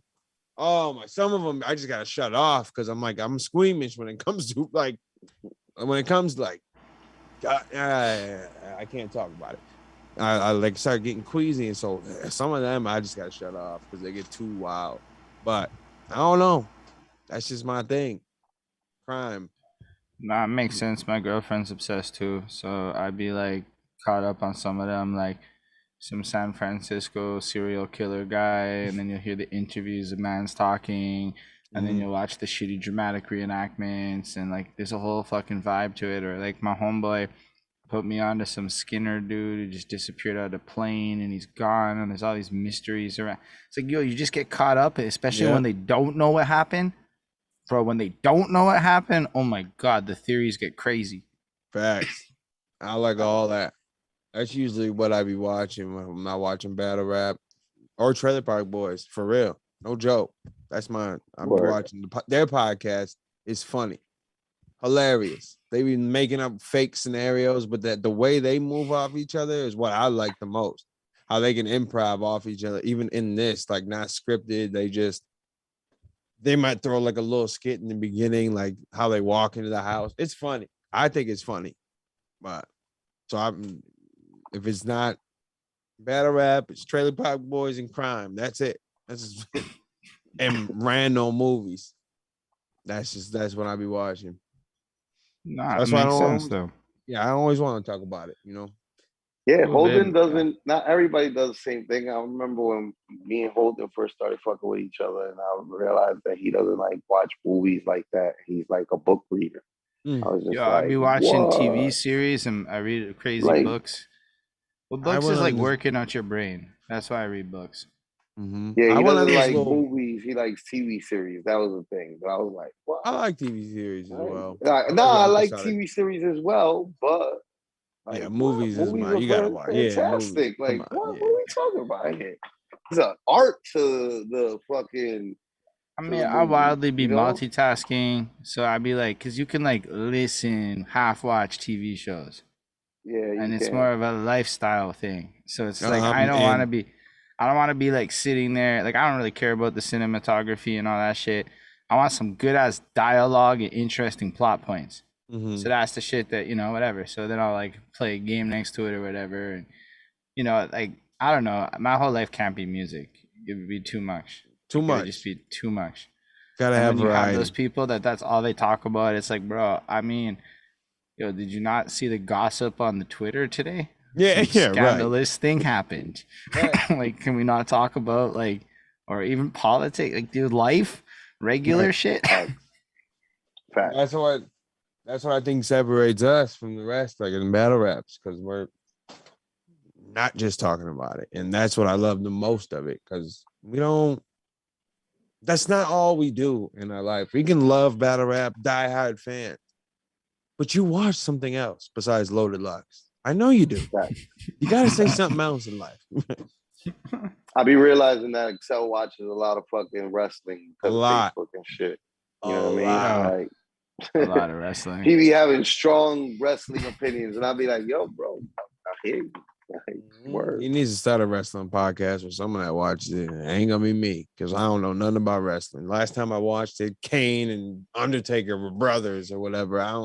When I was 8 years old, they were fighting. That was the last time I ever. I think it was like WWF still. That's Yeah, a long That or time ago. MMA podcast. He should do one of the two. That Or or both. MMA podcast. You could just or do both. both. Yeah, yeah. That's a yeah. lot, though. That's a Seems lot of like- talking. I mean, That is. if you're already watching the shit, talking is Yeah. pretty easy. I would like to do like a one-off podcast of like a dope series or something like that. Like we watch the series, then we recap I would like to do that once or I twice. was thinking about doing that recently with a friend of mine, because I've never watched One Piece, and like Anime joint? yeah, the anime joint. I never And never seen it. I never seen it, and so like, but like he's a huge fan, and so like he wanted us to do like us watching it together, so like me for the first time essentially and shit. But That'd be dope. yeah. Yeah, I tried some shit like that at one point. My problem was it took, because I couldn't just watch it once. I had to watch everything twice. Otherwise, I didn't feel like I could talk about it. So if you're like, that's like a 45-minute episode, and then you'd be like watching it 2 times in a row, basically, so that you could be like prepared. And I didn't know how to do it. I couldn't figure out a way to do it where I enjoyed the process of preparing for the shit. Right. Yeah, our show producer in the comments is like, "One Piece is awesome." Like that's what sometimes when we have to go over topics, I gotta like the whole Joe Budden breakup with the podcast. I have had watched all of what they said at least 6 times before I have ever spoke about it. So, and had all these points of what I wanted to hit, what I needed to talk about, because there was no way I was going in here not writing anything down. I can't remember all this like in different episodes. And that's when I was like, all right, this is a problem. Breaking, like, I want to just come in here and just talk. I don't want to have to do this on a podcast. I do this in these videos. That's one thing, but a podcast, I had it. But it was so important because there was so much nuance in like what they were saying. And like during that whole breakup, they would say one thing that you wouldn't catch if you didn't listen to the 2 before this happened.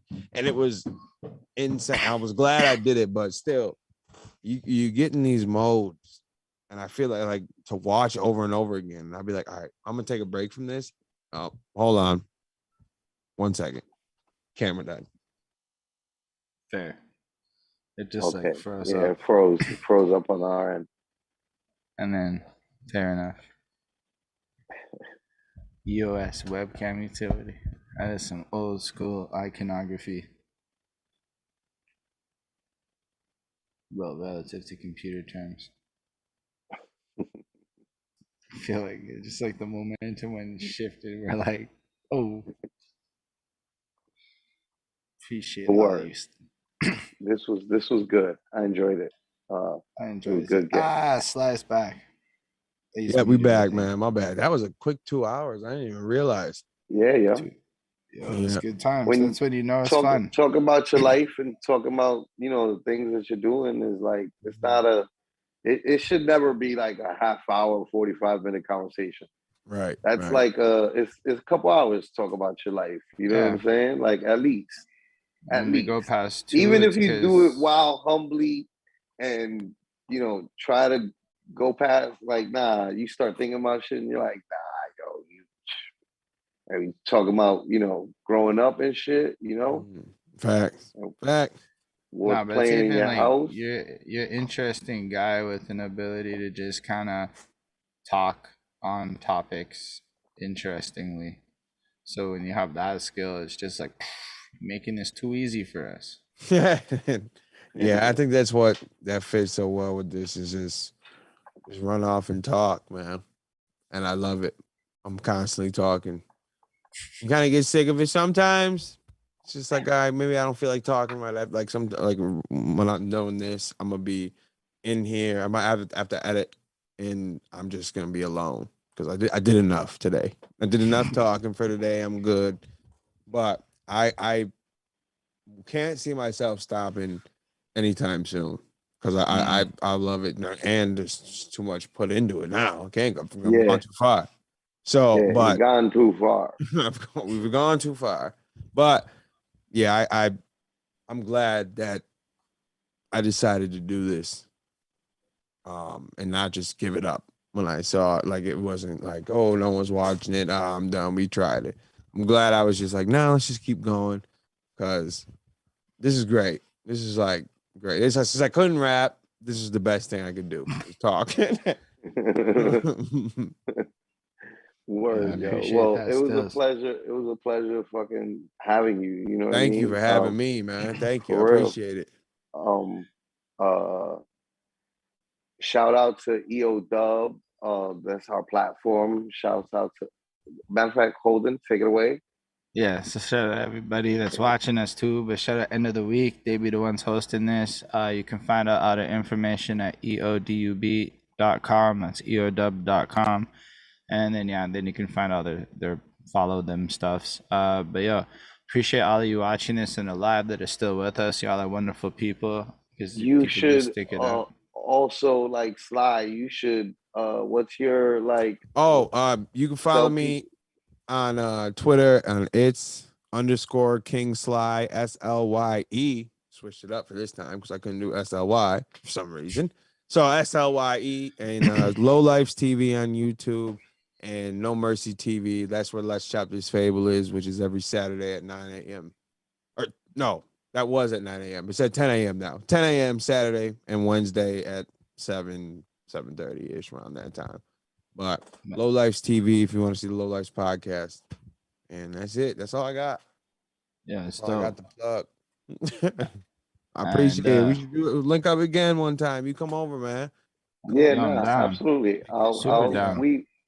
We got a chat going. I'll definitely start arranging it. You know what I mean? Facts. It's for whenever Absolutely. y'all got That time. sounds lit. But yeah, so shout For out everybody watching us in the future too. So yeah, links in description. gang, gang. Definitely like, follow, subscribe, all that good stuff that you're supposed to do on the other platforms that are not live. But we appreciate you all still the same. And yeah, I guess that's pretty much all of it. So on that note, shout out Danny for holding us down. And yo, Love you, live long Danny. and prosper, everyone. Oh, and shout out you, Sly, because I this was appreciate it, fun. man. Shout out y'all Holden. Shout out Flacco up? for having me. That's great. I appreciate it. This means a lot that y'all wanted to talk to me. I'm gonna be honest. So I appreciate it. Nah, yo, means a lot to us that you took the time to sit with us. You know what I'm saying? Definitely, Like, man. Always, whenever. for real. You just hit and say the word. I'll be here, B. Work. So, All right, man. Peace. peace. Yo, peace. Be safe. Danny, um, we good. Yeah, cool. So That was good, man. that's a good one. That's cool. So if we do more podcasts, we'll just get them